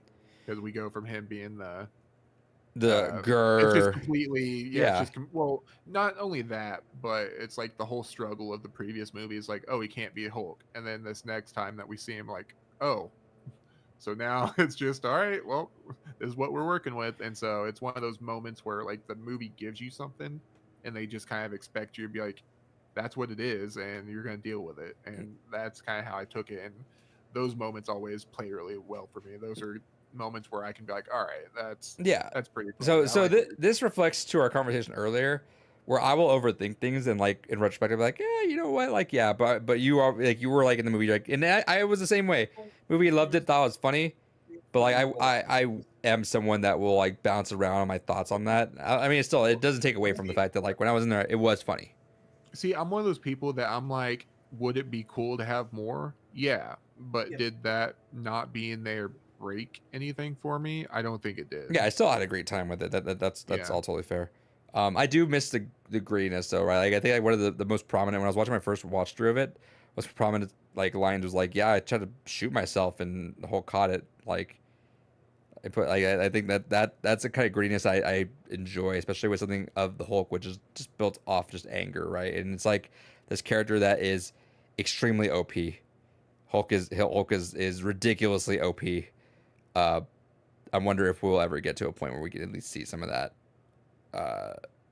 in the MCU in some form, because we're always hearing some sort of like rumblings of Planet Hulk or World War Hulk.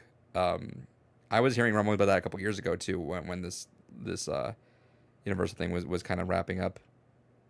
I'm surprised we didn't get more of that with What If when they did that series. They from what I've heard, because they even scrapped an episode or something like that where it was too close to what was being planned, so it could be that there is a plan for something like that, but I don't know. Anyway, Sonic 3 was great. Yeah, trailer looked fun. I'll grab a drink real quick too. I'll be Cool. right back. David, Hell yeah, lead I us got through. Pat out. He's yelling. What the fuck? I asked if you wanted in or did you want out? You came in. I should just leave too. Fuck it. I Who don't get. wasn't feeding you? I thought I heard rumors of Planet Hulk. Yeah, there were rumors rumbling of a Planet Hulk. I don't know. Fucking cats, man. What the result Fucking is cat. of that though. All right, I'm back. Wonderful. You guys take a break. I'll be back in like 10 minutes. Gotta feed the cat. Not even. Hell yeah. Just start reading. What was our subject? Yeah, I don't know. You can decide. All right, perfect. I'll decide. Let me go back to our chat here. Small part, but Yeah, go for it. have we talked about Helldivers 2 here recently? No, we haven't talked about it recently. So I think it's so funny. So the big thing with live service games are not a whole lot of them have like an end, right? There's no like end goal to them. It's always open ended. It's a gameplay loop where you just keep playing. May it be a battle royale, may it be a multiplayer shooter, may it be a hero shooter. Who fucking knows? Yeah. There's no like story there essentially that you're playing to. The weird thing about Helldivers 2 in the live service game ecosystem, there's an end to it. Because the whole thing is you're protecting Super Earth, right? Yes. So there's this very, very precarious balance that the player base and the dev team have to do here. So one thing you probably don't want to do is piss off your player base because they can take things into their own hands. And that's why I think it's so funny is the dev team made some balance changes that completely nerfed like a lot of the new weapons that they're then trying to sell, or not quite sell, but was in their new war bond or whatever. So thanks to these balance changes that made parts of the game harder, parts like some of the weapons completely useless and just fucked up a lot of stuff. So what some of the players did is on the automaton side with the bots, they just stopped fighting that and they let them get like almost all the way to Super Earth.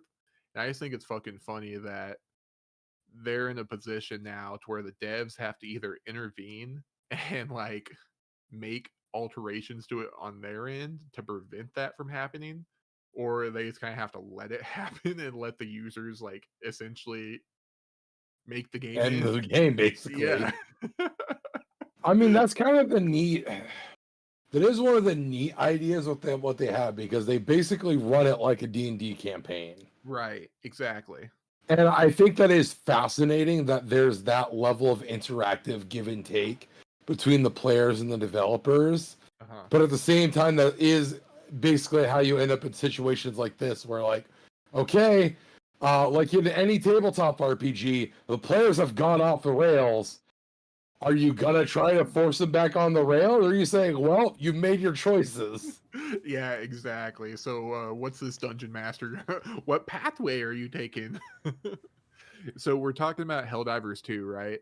So there's I don't know if you kept up with the drama, but there's an interesting thing going on to where the players are letting the automatons get like proceed to Super Earth because they're upset with how the devs have been handling patching and like nerfs and buffs to weapons and like the different game modes. So their retaliation is, instead of, there might be review bombing going on, I don't know, but instead of being toxic, their thing is they're kind of trying to call the bluff on the developers end. They're like, hey guys, we'll just let the game end, because that's the interesting thing with Helldivers 2. There's an end to this game. We know where the game ends or how it ends. It ends when Super Earth is invaded by the bugs or the bots or both. So what happens if the player base is like, all right, fuck y'all. We'll let the bugs win. We'll let the bots win.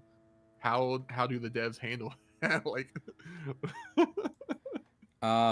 do you think they're programming a thing to right now to like, they never thought it would, but then they're kind of like behind the scenes like, all right, let's make an ending or what we can do for this?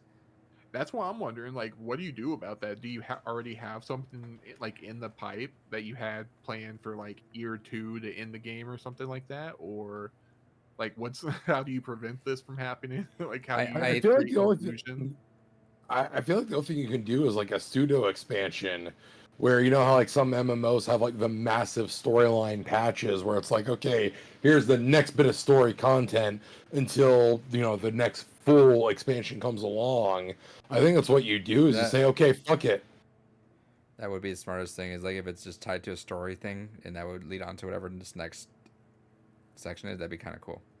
Because then it's simple. Okay, you lost. The bugs and or androids took over the Earth. Perfect. Next storyline. You said, nah, fuck that shit. We're reclaiming the earth. Imagine it There just you go. locked your game and it's done. That's what I was thinking, dude. That's so because funny. David brought up a good idea. It's kind of like a Dungeons and Dragons campaign, and it's kind of like one of those things where, like, at one point, your players are gonna find a way to either break the game or fuck with you as a DM. So, what are you as the DM gonna? How are you gonna retaliate? I feel like they had to have a contingency plan if they have a DM, right? So it's like, yeah, they know, they have some You- sort of idea. You would, but at the same time, like, me personally, I don't know if I would like be like, oh yeah, my player base is gonna Especially with how actively positive attempt to everyone trash was. my game, right? That's funny. I will say, speaking as a fucking forever DM, I always expect everyone to go off rails. Right. So that's why whenever I do run tabletop games, I fucking design everything like a sandbox because I fully goddamn expect nothing to actually get followed. But I would think that going into a video game like this, I think it goes against the grain of standard video game design. Because at the end of the day, the players you assume want to win. You Right. assume that the players are going to want to go ahead and succeed. But then you remember that DC left it up to a vote if the Joker was going to murder a small child or if he was going to go ahead and let him walk away. And they're like, nah, let the always fucking forget crazy about clown that. crowbar Jason Todd. I love that. And again, Wizards of the Coast learned this lesson. We're like, okay, we have 2 expansions planned. Either Phyrexia takes over Mirrodin or Phyrexia gets kicked the fuck out. What do you want to see? Of course, they're going to want Phyrexia to get kicked the fuck out. And the hero said, no, let Mirrodin fall. We don't care if it's one of the largest fucking staples outside of Dominaria in Magic's history. No, fuck that. Let the fucking Phyrexians take it. Hey, it's their Oh, fault for shit, making the okay. Phyrexians look so goddamn cool, alright? I mean, fair. Fucking Elish Norn is still one of my Elish favorite Norn. fucking Praetors. Mondrak is such a cool leader creature. I love that dude. Also, love me some shout outs tokens. to Let's one of my go. favorite 4-drops in Phyrexian Obliterator being absolutely fucking broken.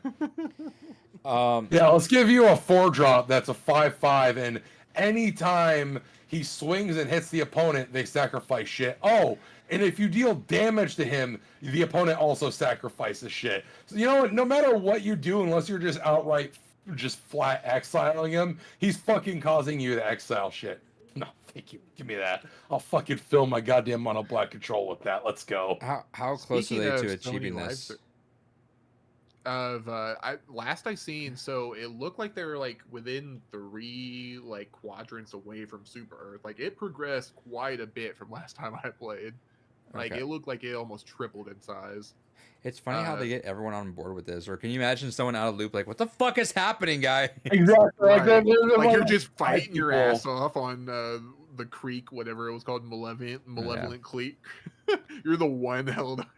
Yeah. There's like some progression guild that doesn't actually follow the drama; they just follow the patch notes. Yeah. And they're like, we don't understand why is nothing. I guess Why this are we losing game's so much fucking dead. territory?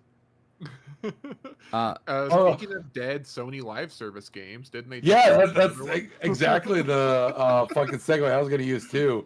Shout out to Concord with its 100 concurrent players and its developers attacking the fan base as fucking skillless people that need to go outside and touch grass.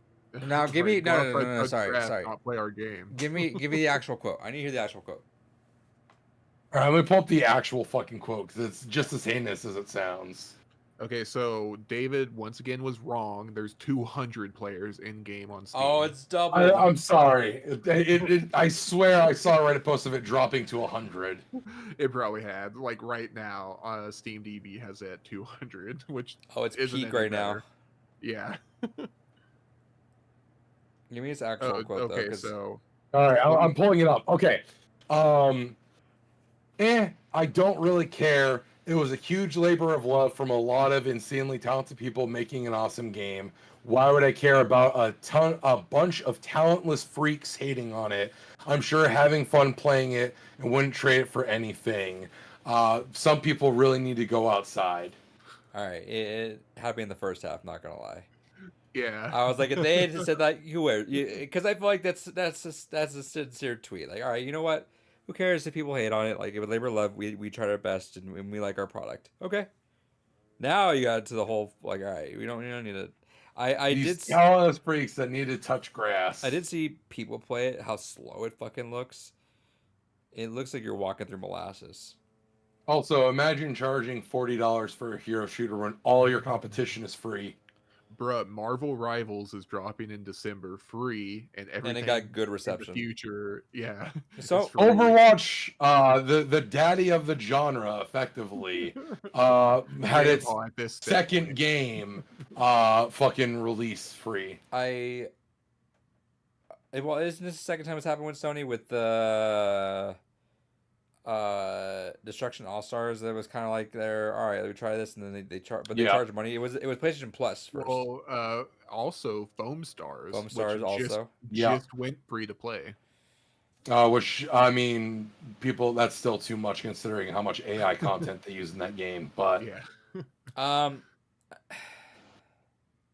I think people it did get a bad rep going into it just because it was like, oh, I thought that was a single player. It's like, no, if you watch the State of Play, they specifically talked about how we bought the studio to make a multiplayer game. Yeah, like, and anyone that thought it was single player just because from the cinematic at the beginning was not listening. Yeah. With that said, it doesn't look abysmal, but it doesn't look good. It just looks like a video game. it looks like every other hero shooter out there. Like the only selling point for it that it has over other things is it seems like it wanted to actually tell a consistent narrative, but it's doing it through disjointed cutscenes that release weekly. Yeah, it's essentially Spartan Ops from Halo. Yeah. Interesting. Well, Yeah, because I think their thing was they were wanting to do weekly cutscenes. It's like you're gonna do 52 different cutscenes. dude, Uh, Sony. You know what? My boy Battleborn, that everyone shit on, had a fucking cooperative play story mode, and didn't release story segments in chunks like that. Yeah, dude, Sony's like not having a good time right now with its multiplayer offerings with Bungie shitting the with bed as Bungie well. bungling it, yeah, and then fucking what was it? Factions. Yeah, they are dropping the ball, and I'm sure they really want to hop on there because, like, yeah, their first party sells a lot, but they also have to put a lot of money into that. Man, if only they had franchises they could whore out, like Killzone or SOCOM. If only. You know what? Like, only. honestly, unironically, if you're gonna chase the live service bullshit, don't go after and try to do it with a fresh IP.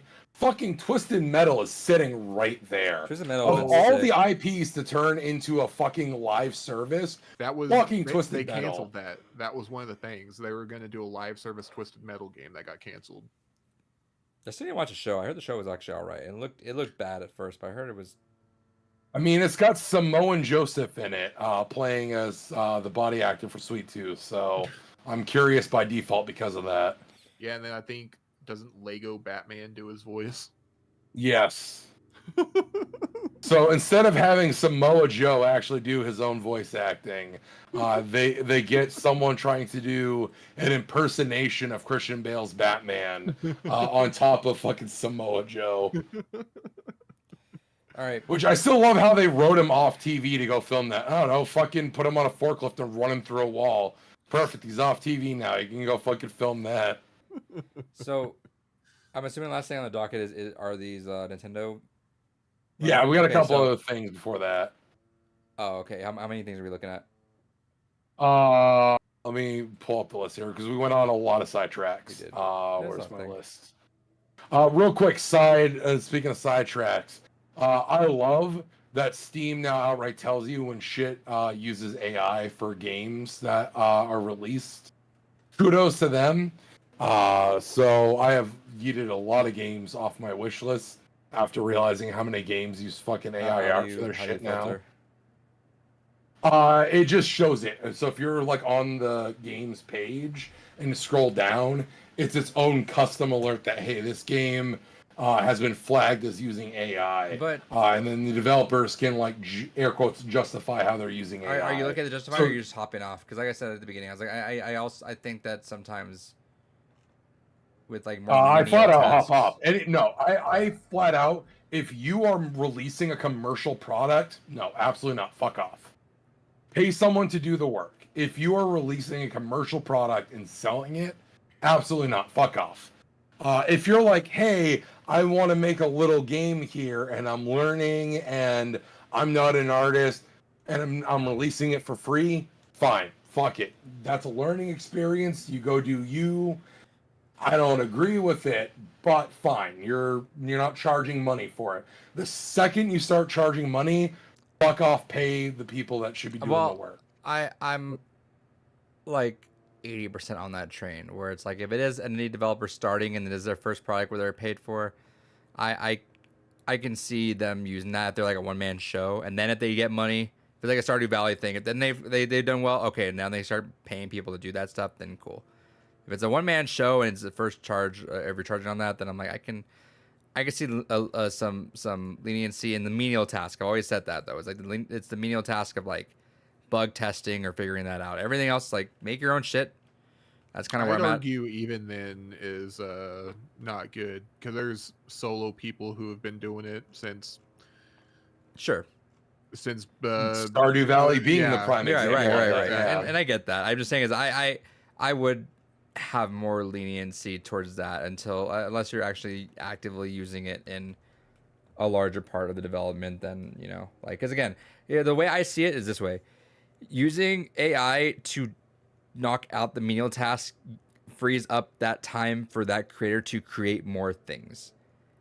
If we do have them spending all that extra time having to debug stuff on their own and do all that stuff, that's tied to whatever they could be doing, creating more on that aspect, you know? The counter argument is though, is if they're not learning those skills, they're not going to be able to learn how to better improve themselves down the road.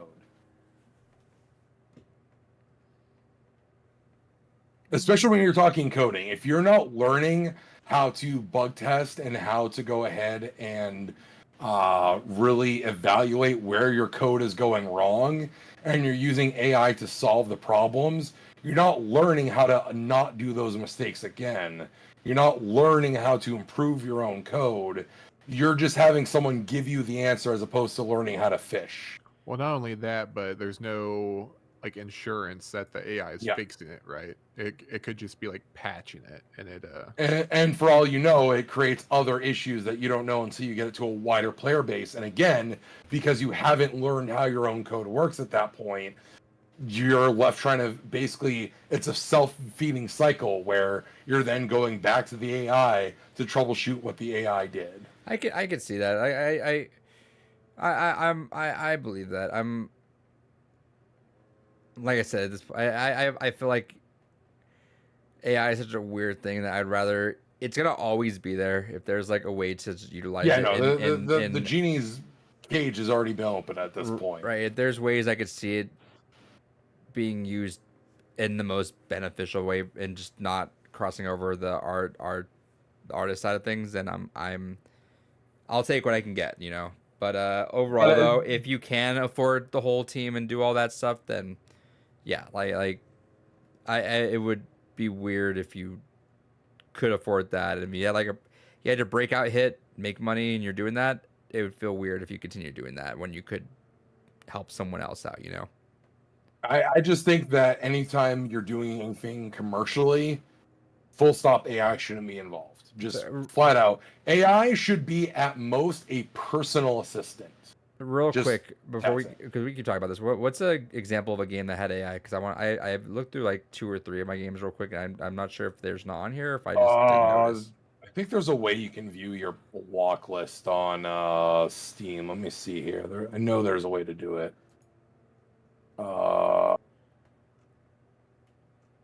Where did that go?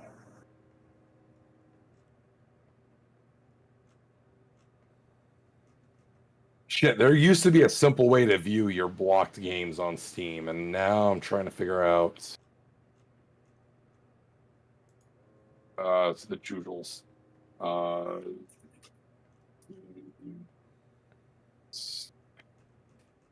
Because I'm just like, is it under like? It's not under popular user tags. It's Oh, okay. So if you go to your preferences, you can see your viewed blogs there. No, it's not under tags. It's like in the give me a product game. description. Is there like a game that you just know uses AI at the top? I'm trying to pull up an example right now. Yeah, David David blocked all of Steam games with that on, which is fair. Yeah. Yeah, basically Yeah. I cleared out like 300 games from my wish list that had AI in that. So I gotta find my ignored list. So there is apparently a. Okay, yeah, I have 3,627 games on my ignored list. And David's like, "Where the fuck did Persona 6? I thought, how did that not come out?" All right, let's go to my most recent shit, because that would all be. Okay, so if you look up the Mythical City 4. Okay. And where am I looking at? So if you scroll down into the About This Game section, underneath there's a AI generated content disclosure. Okay. And how'd you block all of this? I literally scrolled through and saw where it says the AI You scroll generated through every disclosure. game?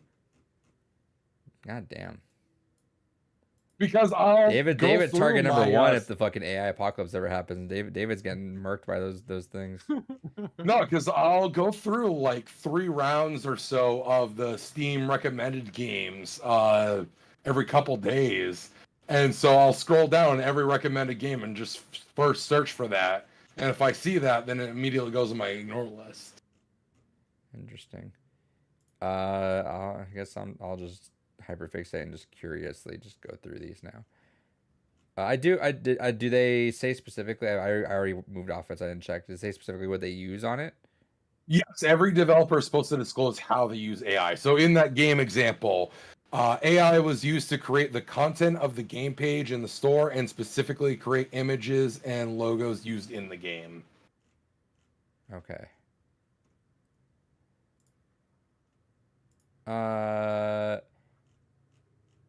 All right. Now, yeah, I'm not gonna spend time just quietly doing this. I'll just do this individually. So I do need to get out of here by like 9:15ish, like an hour from now. But I do want to say, or I want to bring up this article I found real quick. Was there something else we had to say on the AI stuff though? Was there?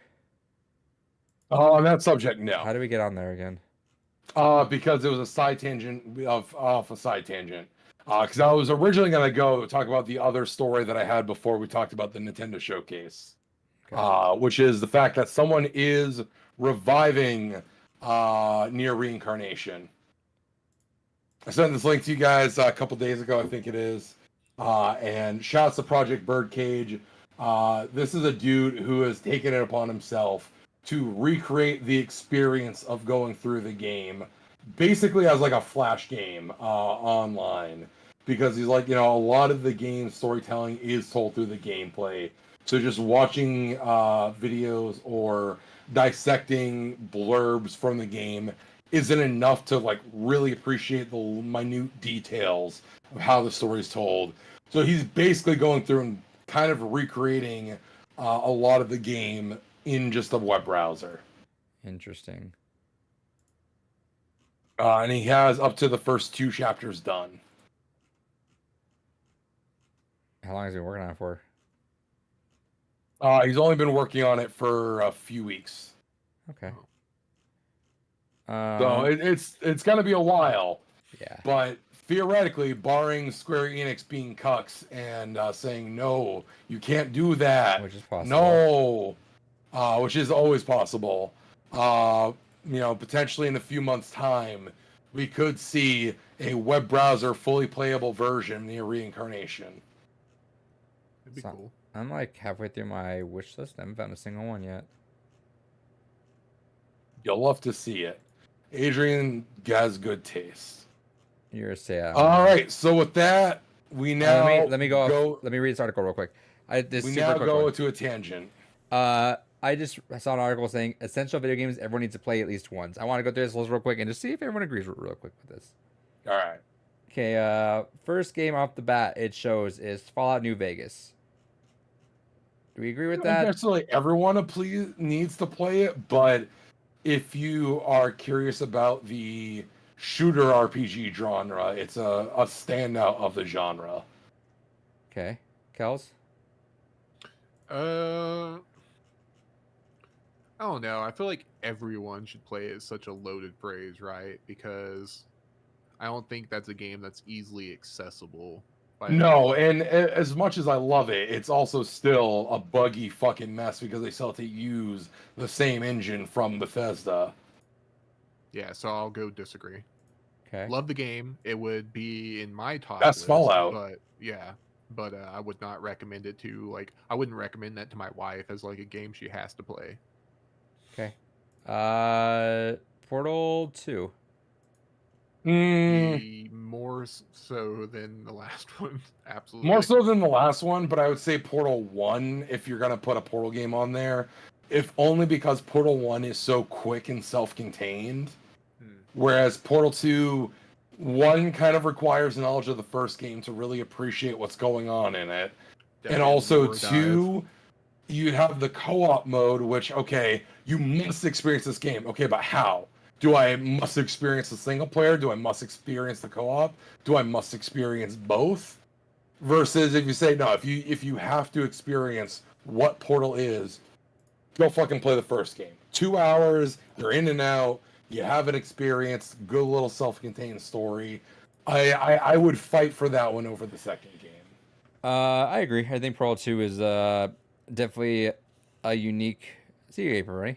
A unique take on the FPS thing. It's still something that not a lot of games do. It's like a shooter puzzle, right? I can feel like I can count on one hand how many times I've seen that.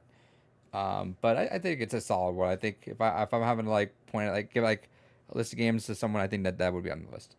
I do want a side tangent from the side tangent. The Long Drive is the first game I've seen on my list that has AI in it. It has some paintings are AI. It says. That's dumb. That's some cuck level behavior. And see, the stupid part is that's probably like such a small, infinitesimally small part of your game. Like, why not? Why didn't you put in like some kind of placeholder art that you? Just take a picture of the tree outside. Yeah, like for real. Literally, Higurashi, When They Cry, has 2 types of art in the fucking game. It's one, they use the standard cloud filter in fucking Photoshop and they turn it red or black, and there you go, there's half the images. And the other half, go out in the world, take a picture, and put a fuzzy image filter on top. There you go. Are there's you another half. are you like VMing against like everything AI, David? Yes. So The most AI, if you're gonna use AI, and I've okay, said so this that's 2 what I'm times, saying. So give me where Yeah. you're not, because I was gonna say something in a little bit. the most AI should ever be used for is for a personal kind of assistant type thing, where you're not using it for a commercial purpose, you're not using it for anything that makes money. It is just like, oh fuck, I need to go ahead and take care of this one task for my own personal life. Here's something to organize my chore list. Here's something to go ahead and give me reminders of things. Here's something to help me Google search something later on down the road. That is all AI should be. Is it's a function to help the average person in their daily life. It should not ever be used in a commercial aspect. Period. Okay. I'm wondering where this falls under. I have a coworker who is leaving because they've been joined they joined. I'll just leave it like that. They joined something that is we're actually gonna try to do private sector with this, but instead of they're doing something else with it that's not. But they're doing something in terms of the field of mental health to see how AI can help mental health conditions and disabilities. Oh no. Which That makes me fucking nervous. no, Well, it's isn't that like a whole? We thing have where, a like, long history already of AI models going off the fucking no. But rails. you're talking about like ways for to help the learning and understanding of how they're able to like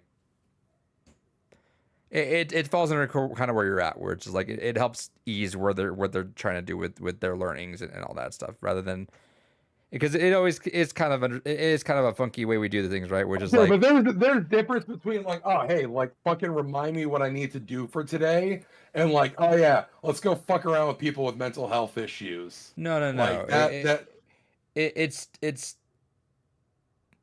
because you think of it like when you think of it in a how do I say this? When it's funny when you look at it the way we look at it, which is like you don't live in those shoes, but we dictate how to learn from those shoes. You know what I mean? Like it's funny when you think of it that way. But there's like, again, especially with how education is and like how much is stacked on us, there's just like so much bureaucracy and weird things that we can't get, that it's nice to have, again, a supplement to aid in understanding and figuring out best practices or understandings of them the in problem whatever way with we can go that with that. though is that AI at best is just a regurgitation of what already exists. Yeah, it's not an understanding. There's no nuance there, right? So especially when Exactly. it comes to like mental health, I feel like it's gonna be one of those things where it might understand like in essence like what what BPD is, but it's not gonna understand how or why it applies to X or Y. You know, it's not gonna understand like the nuance No. of. I think I would disagree with that, where it's like if you have enough input on that, you might get enough of it. You literally can't disagree. But That is how it well, no, but I'm functions. saying like if it's like think of every study though. You can't say like, well, you can't discover things because it's like almost a unification of all the information that's able to compile into one sort of thing without having to go about all that too though. Like it said, like every study that you have, all right, well, let me test if Rice Krispies every morning can boost your brain. Yeah, like I'm sure that there's a way to figure that out. I'm sure the studies have been like that, right? But it's like it's a compilation of all that stuff compiled into this for best practices on that aspect, without having to go out and But dig through there's all. still, when you are actively making the decision to do that, there's still a nuance. There's still someone that is making an active thought process of what factors are going into that. If you were to set up an AI to do that, even the most advanced AI are still basically just regurgitating the exact wording you're using and hoping that it's getting it right. Yeah, it's just taking the input that you're putting in and spitting it out. Right. But I think there's development on there that could aid in a lot of things too, though. I again, I think the problem is you're looking at it in a very optimistic way, and from a coding background and from a tech background, no. Anytime you fucking try to give AI some quasi ability to have some either like pseudo sentience, or if you try to give it any kind of relatability, it always goes off the fucking deep end. well, okay, Like so there's and I don't disagree with that. I think the reason we have different viewpoints on this specifically is I see the state of education and well-being in that aspect, and see what of a standstill and how many hurdles you have to get anything done on that aspect, that like any sort of help or improvement on one end can alleviate a lot. I feel like it's like almost like that's it's like you're coming from it from like a positive viewpoint of like it can only go up from here. because I see where Where we're I'm like, at. no, It's like trust me, it can get worse. right, and but the worst is not doing anything, which is I mean, is For it all though, intents and or is purposes, the worst currently like what's making it happening. worse? huh? I mean, is it though, or is the worst thing that can happen making it worse? I don't see how you can make it worse when nothing is going on, is kind of what I'm saying. Where it's like, especially coming from like where I'm at, where it's like, think of it this way. Think of it like in this aspect, right? I'm like in one of the bottom two states for like education, right? It's like, Me too. I mean, you're also in a state where in your region, the police commissioner was like, you know, we really shouldn't have body cams because it infringes on our Fifth Amendment right. yep, shout outs. So like, yeah, forgive me if I'm like, things can only go up, because technically being on that list, things can really only go up. Fair. It's like, I understand it from an art aspect because I think again it's like Pandora's box, right? It's open, it's there. I think anything art aspect we need to keep out of it. Like we just said with that game, it's like yeah, it's annoying that you literally just it's a painting. Did it have to be a painting? Could have just literally been like it could have been a joke of it in itself, right? It's like it could have been like a picture outside, and then you could have like dialogue probably go like, is this really a painting or something like that? You know what I mean? Like it could have been whatever, but or you just ask your friends like, hey, do any of my friends want to be in this dumb game, right? Like I get that. If there's any sort of way to alleviate any like any extra burdensome work on this, whether it be like a shortcut to an answer that may have like I said already been input, but like we have better access to the answers, or even like I mentioned, like it's like all right, instead of me having to brainstorm and think of all these things, because again I'm like 4 or 5. It's in that like literal just you're running a task list. I don't mind that. Again, anything that's just like basically it's a glorified Google search of it's like fucking what's in my fridge. I don't remember fucking AI that's hooked up to my fridge. What the fuck do I got living in there? Because there are some apps like that. Fucking go tell me what's in my fridge. Or fuck, you know I know there exists this tutorial on how to do this thing. Fucking how do I do this thing? Perfect. If it can tell me where it's pulling the source from in the tutorial and I can see, great, it found the tutorial I'm looking for. All right. But the second it does anything involving with actual people, and you're like, oh no, we're going to have like an actual level of human interaction or anything that would directly contribute to someone's health and well-being, absolutely not. There have been so many fucking AI where either they were designed for human interaction apps that were like, no, just shotgun your ass, bro. Like, I get. I see where you're at. I see where we're at. We're just on two different ends, which I get that. I do have more optimism in that, just because again I see where we're at with mental health. It's like for example, my state's proposing that we make high school health just a middle school thing, because they said high schoolers don't need a health class. Where meanwhile, while we have like high pregnancy rates and suicides like in that, you know, that like that's what I see. This is something I heard this is what I heard today in a meeting. Like this, again, I see where we're at, and just to put it lightly, it could get worse without doing anything. Yeah, fair. I mean, in my state, they're trying to mandate like teaching Bible study in public school. Yeah, I would move.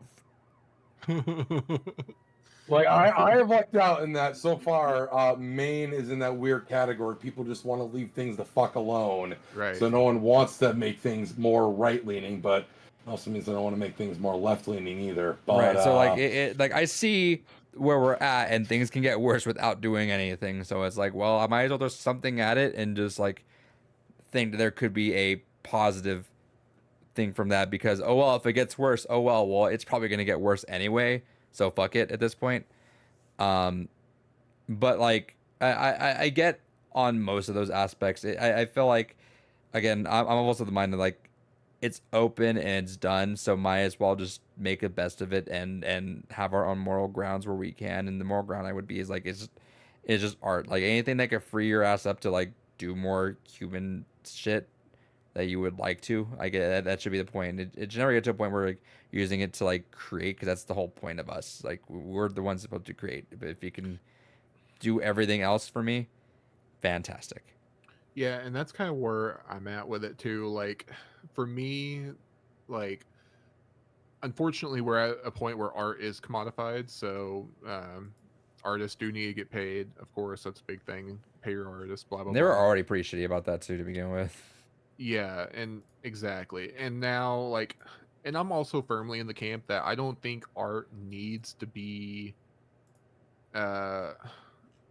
easily I don't think art needs to be like easily like anyone should be able to just jump into it and make like anything they want, right? I think it's something that it's a talent that you have to pick up.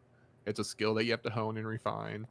And I'm so tired of these people that are like using AI or crutches like that as a way to like circumvent like actually. Look, I spent 2 whole minutes wordsmithing a paragraph with all the biggest words I learned in 5th grade. I am an artist. Right. and it's just I don't know. I find that as a weird a weird argument that people use all the time. It's like, well, I think art should be more available. I think it should be something that the generative art's a big one. Like people try to use that a lot. It's like, oh, I can't draw, but I have the idea for it, so it should be easily accessible to me No. to be able to create. Yeah, it Like, is. no, Go fucking find someone to draw it. Problem solved. exactly. Go commission it. Go Commissions. pick up a pencil and paper or something. Like you can do this yourself. You don't need an easy way about it. Like there's solutions to this problem already there. Mhm. Because you know what? And here's the thing that I feel like people fucking take for granted. Everyone sucks at art initially. Yeah. Everyone, for most part, sucks at everything they start doing. Yep. Doesn't matter if you're Stan Lee, Jack Kirby, fucking even to this day, Rob Liefeld can't do feet. Fucking doesn't matter who you goddamn are. Everyone who gets into any trade period starts off sucking. You have to actually commit if you want to fucking get good. And that is true of any trade, of any craft, anything that the human can be achieving. Now, yes, there are some things that your brain may not get. I love music. I would like to make music. I've tried in the past, and I've made 2 songs that are okay-ish, but like I can read sheet music. I can't like really properly in my brain spend the time to actually craft a song from scratch. I can come up with an idea, and then as soon as I have a rough idea, I usually bounce off buddies to like, what do I do from here? I don't get it. I can tell you why I like songs. I can tell you why I don't like songs. But that's just, my brain is not wired to make music. That's just full stop. That's never going to be a thing I will fully understand. I can understand the people that are like, I put, hundreds of hours into trying to art. I can't art. That's fine. Maybe you're just not meant to art. Maybe you're meant to use that creativity in a different way. Fucking write. Fucking make music. Fucking there's so many other things you can do. Fucking pick up crocheting. Something. Find some other creative outlet for how your brain does work, and for the things that you want to make that you don't have an outlet for, fucking support the person that does have the means to do it. I'm gonna take a step further and say that not everyone's gonna get paid for art, so everyone should stop expecting that. Even because you're good, doesn't necessarily mean you're gonna get paid for it, right? Like, That's another big 100%. one. Yeah, absolutely. A lot of people go into it like expecting more whenever, and then you get there and realize like, oh shit, this fucking sucks. Unless you make furry art and then you're rolling money. Be willing to draw foxes farting on each other and other questionable acts, and you will make money. I don't know why.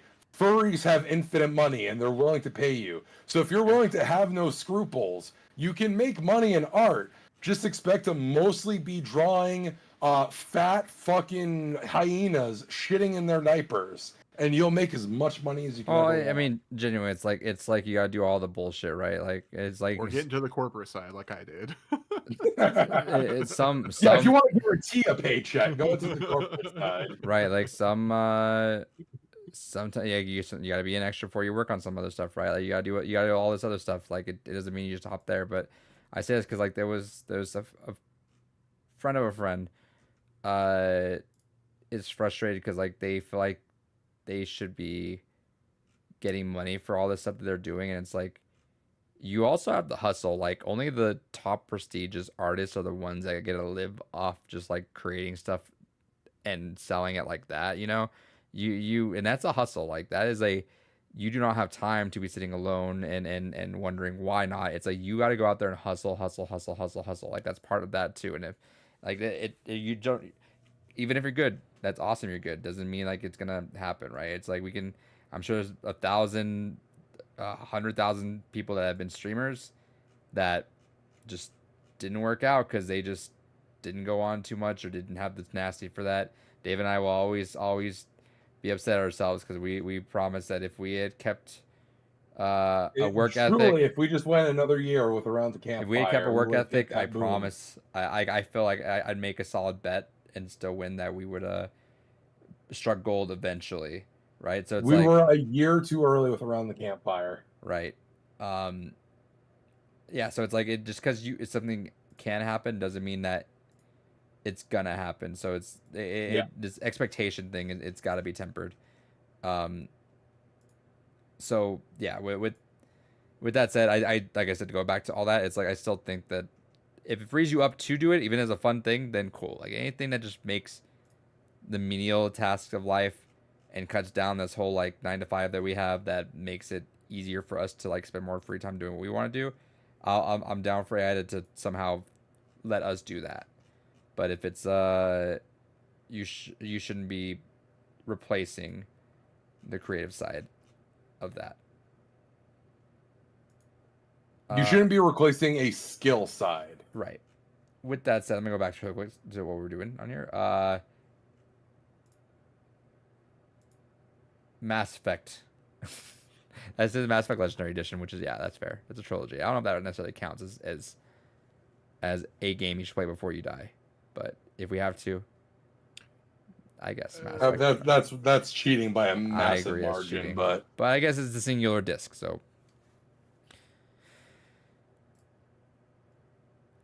Fear. That's interesting. That's an interesting. Like, of all the survival horror games you could pick, Fear is not one of my ones. I'm like, oh, you have to play that one. I think for me it would be, but it's one of those underrated gems. It's not like a best of. It's more of like a when you're looking for something else when you've played everything else. Right. If someone's like, "Oh, I love Resident Evil. What else would you suggest to me?" Like, "Oh, well, have you ever played Fear?" Now, before I say this next game, think of again this as a list of like someone new into video games. Like, what would you tell them? Like, oh, this is a good game for you to play. Like, this is a solid. Like, this is something you should try. Because I know David's gonna immediately think no to this, and I think he should rethink his no and say yes to it. Okay, but I also have a different perspective because I have teetered my partner into the Minecraft gaming sphere a lot more. Is a yes. I think that's a absolute.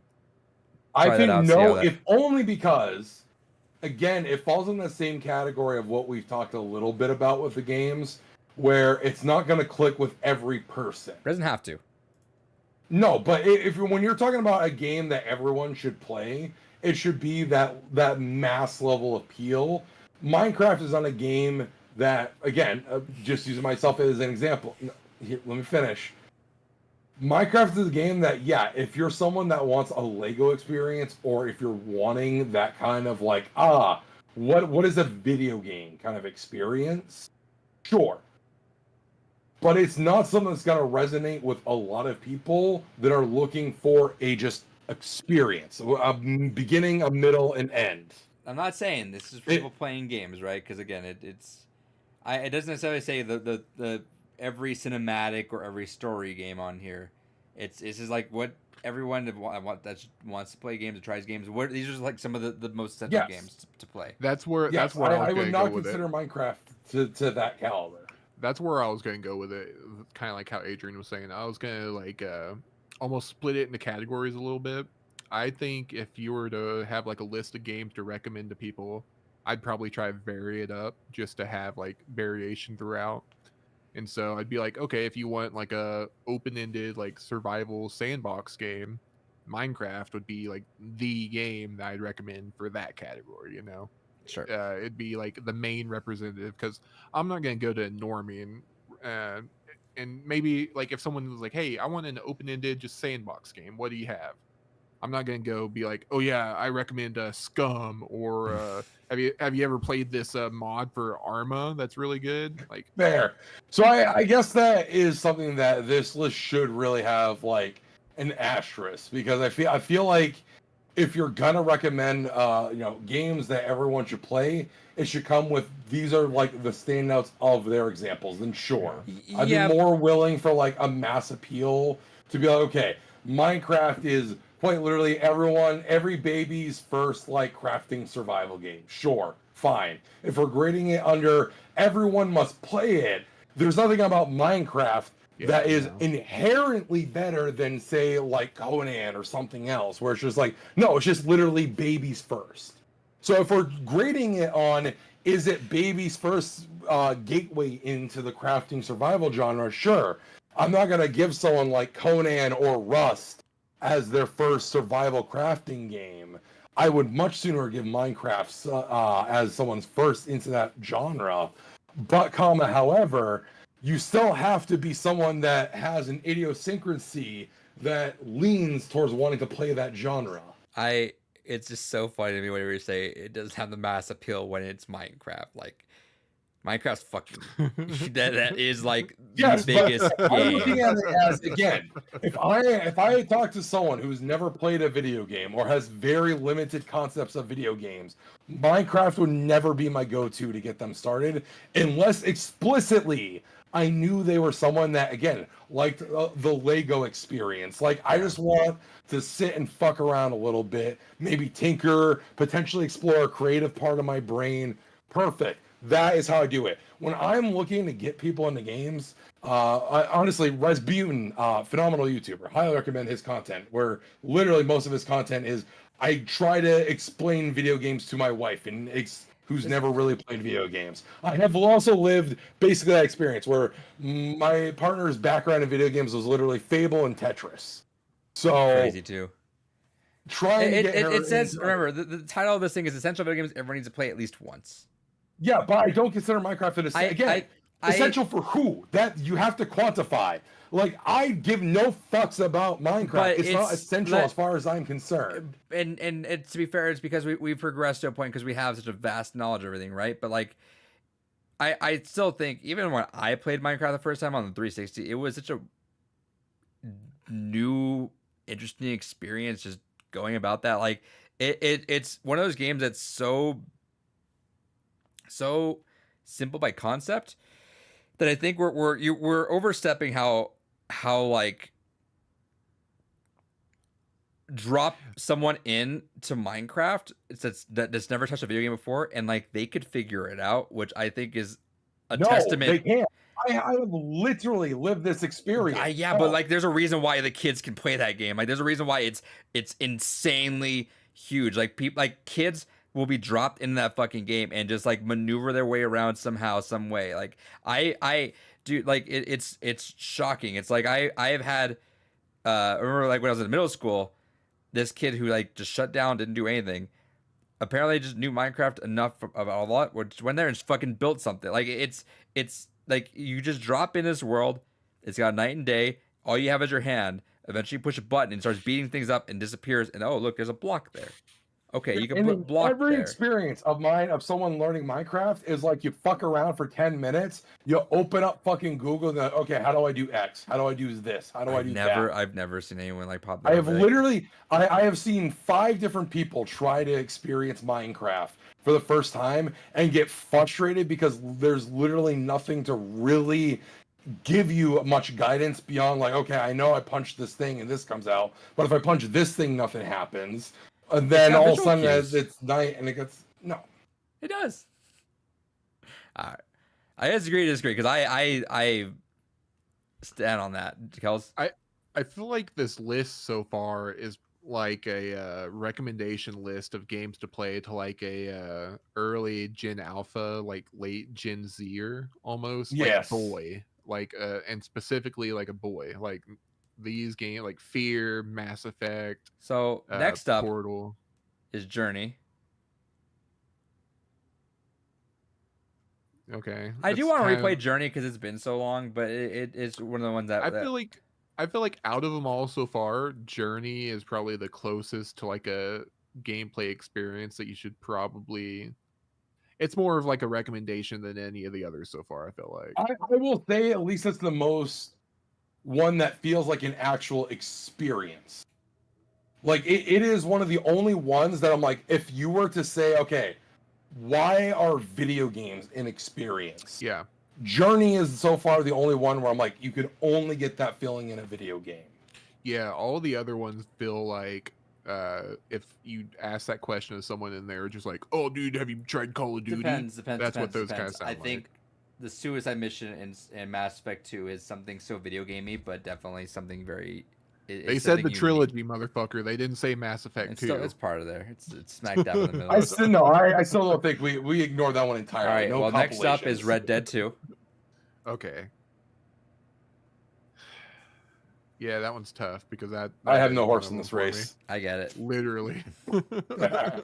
Um, Yeah, that's one I would recommend. I would recommend, but I can see someone not because it is some of the controls can be frustrating. I didn't mind them at all, but some controls can be frustrating to people. I get, and the story, while phenomenal, isn't necessarily a video game exclusive needing story. Like I granted, it does build on you've been in that world for as many hours as you have, which culminates to stuff, but it's not a story that needs to be exclusive. I think, you know what, with that in mind, I think that would be a fun topic for the podcast at one point, is like, okay, if you were to try to explain to someone why they should get into video games, the video games that actually demonstrate I'm the gonna bring video Minecraft game to fuck with David experience. right now. The audacity of this man. But truly, because I feel like that's the big thing. Because there's a lot of ways to like gateway people into video games, which is, I feel like is the largest part to me for this conversation. What are your interests already? So that way I can find something that kind of fits you into there. I want if you were just to be more blanket, like, okay, I have a friend that, watches a lot of movies. See, but like, I have a stop friend that there. watches a lot Stop of there. books. So like, right there. So I get that. I get the whole like curating towards someone, but we're not. It's like a vacant person, which is why again, I'm like, bring it back. There's a fucking reason why Minecraft is like the fucking biggest game. Like GTA 5, fuck that, because it gets rebought over and over again. Minecraft is the biggest game out there for like. Hey, well, okay. What about Tetris? Is Tetris on that list? I mean, there's a lot more games here, so probably. Number And see, 7. like another big thing is like a lot of games that you'd probably consider great are probably not games that like are easy to go back and play now. Drakengard.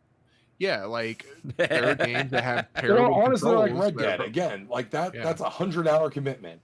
It's fucking yeah, worth it. God damn it. like even if you're like, oh yeah, I recommend old school Resident Evils. I mean, those tank controls might not land with everyone. Well, I but mean, they're still great games. I'm gonna but say I the mean, hottest take is I'm just like not. I don't mind them and I'll play them, but I'm not the biggest fan of like Mario Brothers. Oh, Ooh, that is a hot take, but that's that's very fair. hot. Like it's yeah.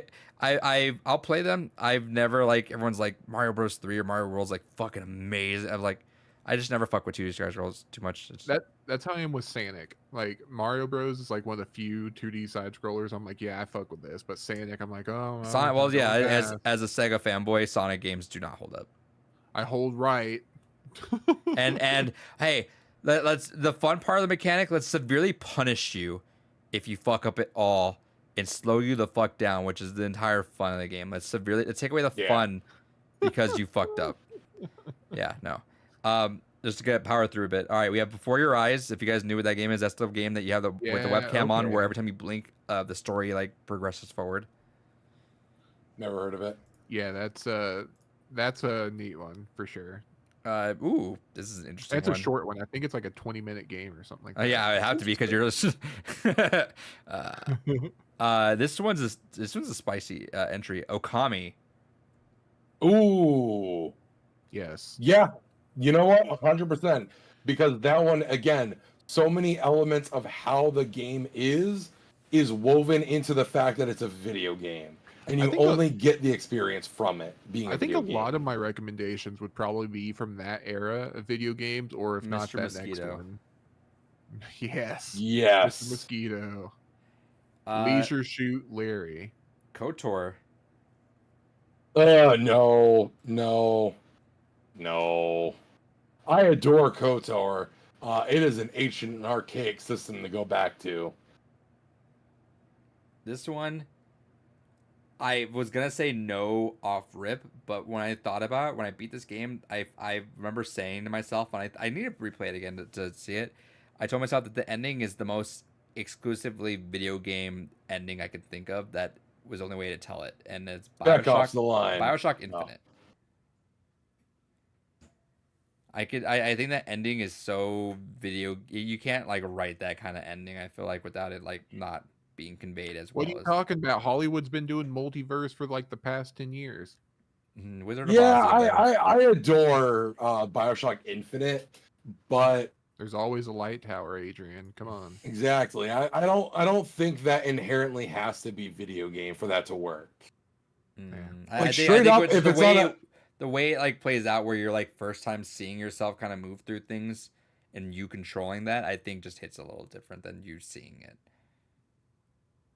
Well, because I put in like the MCU, how they establish that there's events that happen throughout every timeline, and that's kind of like what You know what I'm BioShock thinking Infinite's of though trying to- is I'm thinking of like that first time when you open up and you see yourself moving through other places, but like you're also controlling it too. It's been 11 years, 12 Yeah. years or 11, 2000, Close to somewhere around 2012, there. I think it was. So yeah, 12 years I think. So yeah, maybe it's been too long. I didn't replay it, but that's what I remember specifically. Like just myself moving things and seeing myself move in other places, but like stopping and me stopping over. It felt like okay, this is a weird way to. I don't know how you describe it textually, but I would say counter argument. It scratches the concept, but what remains of Edith Finch is the prime example of that concept of where the kinetic input really drives home what is happening. sure. And this is just the ending. What's up, Trade 50? This next one actually, I'm curious to hear you guys say Dead Space remake. Ooh, I haven't played the remake, but no. I haven't played the remake either, but I can see what they're cooking. I can see that too. Just being a horror action game, I think it would be a better fit than RE4. As much as I fucking love RE4, I think this hits in that vein. So a big thing here is, like I was saying, a lot of these games just don't age well. So if there's a game that has like a well done remake, that's where I feel like it would fit in well. And like RE4, I feel like is a amazing remake, great remake. I feel like that could fit in here. Although regular RE4 is aged quite gracefully. Like I don't think it ages not bad as a- people think say it. no, No. not at all. Especially, it's one of those games that didn't need a remake, but still got one, and it's a good remake. No, people should just be playing the Wii version. it's so Exactly. good, I say that unironically. Yeah, it's so good. Yeah. I think there's an inherent fear to you not being able to move while you're shooting. No, for sure. And yeah, that's a big thing. It's a lot of those intentional design decisions that make it a lot more frightening, because you have to either like, am I gonna stand here and try to take them out, or am I gonna be shooting Kleenexes? Sorry to interrupt. Did you see that randomizer video that someone did on yeah, David? It just Oh, with Krauser coming out right at the Yeah. start. yeah. It's so funny. Fuck. Or I was like, oh shit, and you just shoot once and immediately try to fucking run away. So Yeah, good. no, that shit's good. So like from everything I've heard, even though I haven't played it, I've heard Dead Space remake's great. And if it's great, if it holds up to the first one, I'd say yeah. Okay. It's because I feel like Dead Space 1 is a solid a sci-fi horror game, and if I, like David said, if that's something I know that person's looking for, or if that's just one of the categories I need to cover, that's definitely at the top of them, of that said category. You know, you've swayed me back over. I think that's fair. Of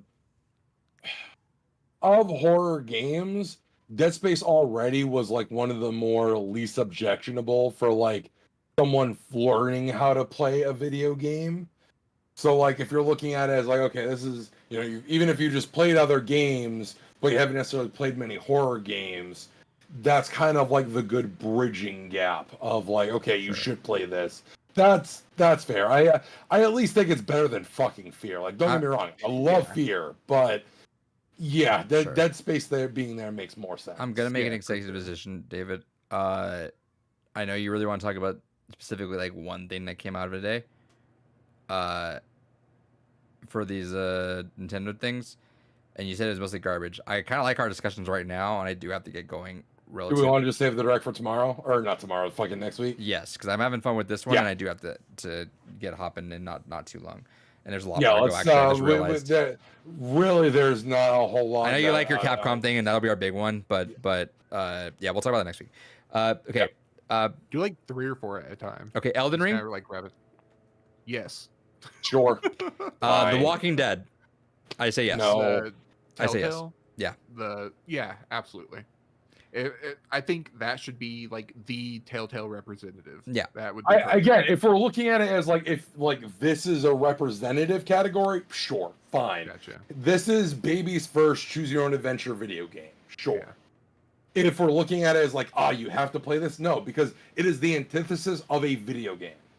Like, I wouldn't put a visual novel on this list. As much as I adore visual novels, and I have started to really experience a lot of good standouts in the genre, I wouldn't fucking put like, everyone must play X visual novel. I disagree. I disagree.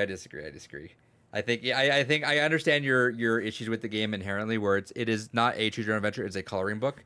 All lines are pre-drawn. You can color it in the way you want to. But I think watch playthroughs of that, and you'll see, like, even though, you can kind of settle in afterwards, like, I wonder if my choices really did matter. If you go back and really look at it, like, no, they didn't. But, like, the moments that you did pick that do happen do really hit you. And I feel like that was the start of a lot of these kind of stories, right? Like, this predated The Last of Us. I think that the Walking Dead really started this whole trend of, all right, fatherly figure watching kid figure, emotional story, go. And I think it still resonates with the fact of how strong that initial story is and how it still holds up compared to all these stories. Wolf and Cub erasure, and I will not stand for it. So we mentioned this a little while ago. Spec Ops: The Line. Yeah. I'll put it in there. I think that's one of the, again, it's more so in the ending, but I feel like it definitely is, like, if you're looking for an example of like why video games as a medium should be played, I do think Spec Ops is a fine example of I really that. want you to play that one day. I'm really curious how you'll do with that. Maybe one day soon. The remake of Shadow of the Colossus. Yes. I haven't played the remake, but if it's another one of those situations, if it's a remake that honors the first one and is anywhere near as good, I advocate for that. Yep, I think it's the good. original was great.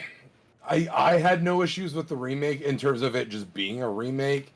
Shadow of the Colossus is not one of my favorite games. I could do without it, but I do think, again, like, if you're looking at it as like examples of this is a video game this story doesn't work if it wasn't a video game. 100% Shadow of the Colossus only works because it's a video game. Half-Life 2.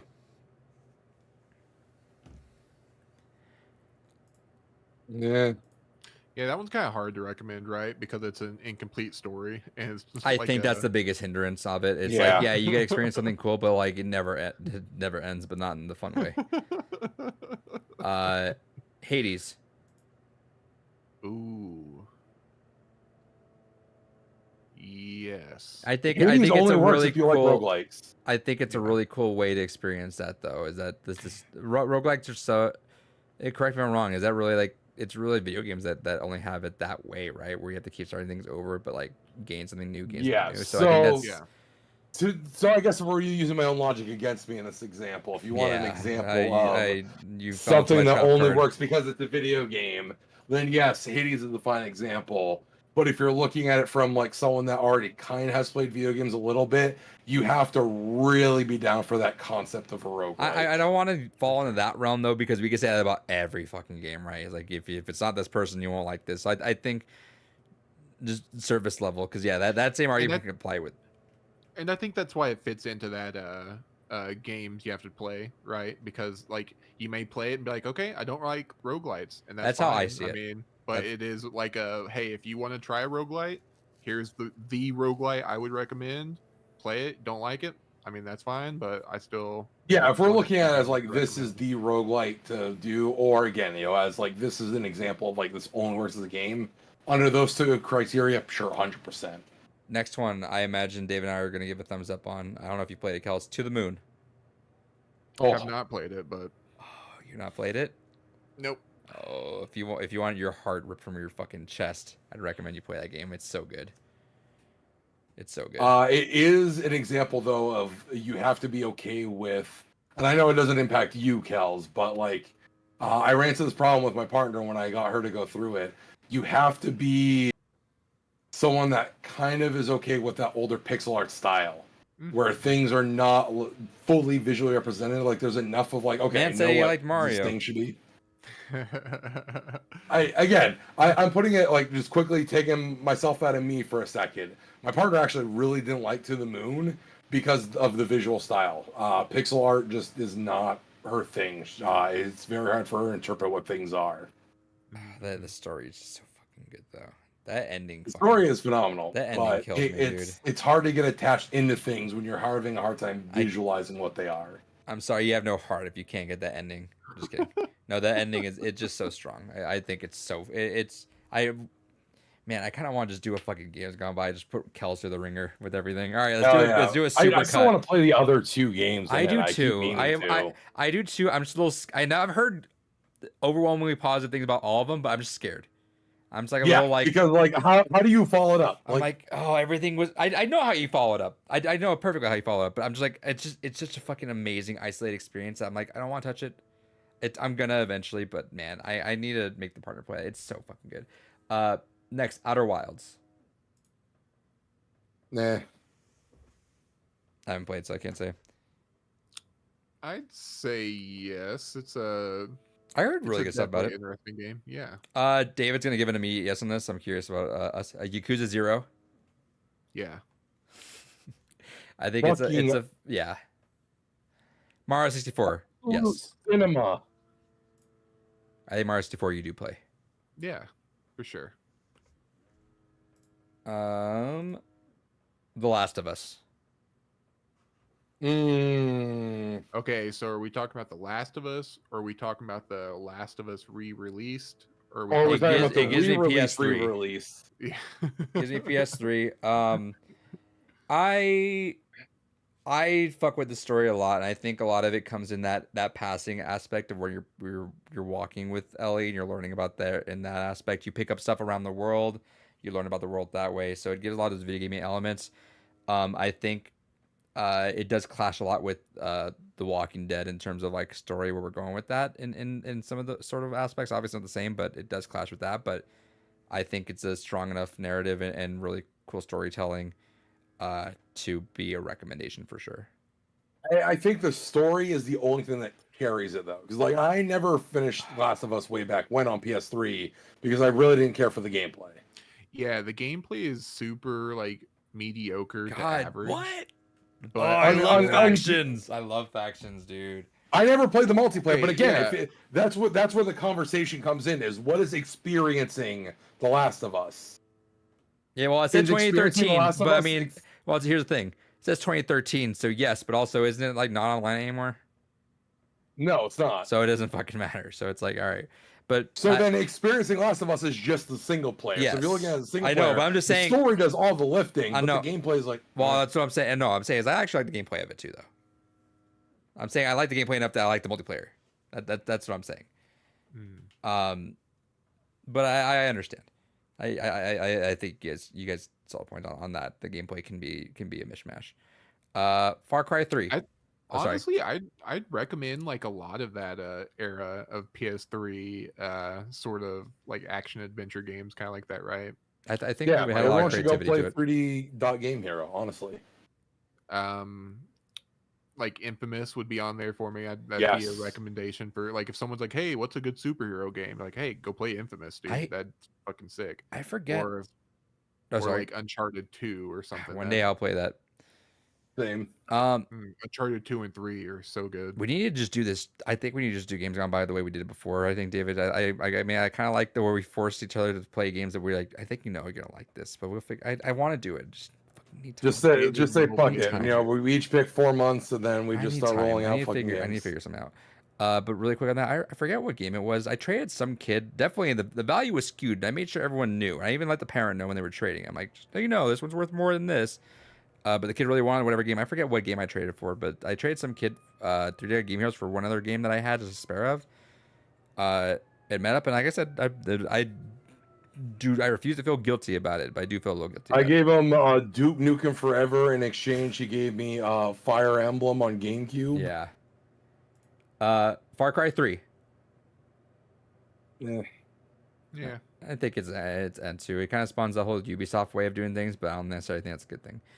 I think the only reason why that game could kind of be there is because it does have alternate ways to kind of get to seeing the story.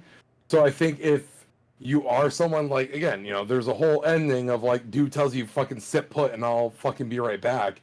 Yeah, if you're like the weirdo that says, sure, I'm gonna sit put, you told me to sit put, and you see that alternate ending, That then was you cool. realize, okay, well that was a weird story, I guess, but whatever. But then that can be like, well, what if I didn't? So that's where it kind of loops into the elements of like kind of creating the fact that video games give you a direct input, but it still doesn't go as far with the concept as like really justifying like everyone should try it. I think like Stanley Parable, I think would probably do that a little better. In There's a terms of- game I'd recommend. Yeah. Subnautica. I haven't played it. I understand why, but I'd pass. Yeah, that's another one of those.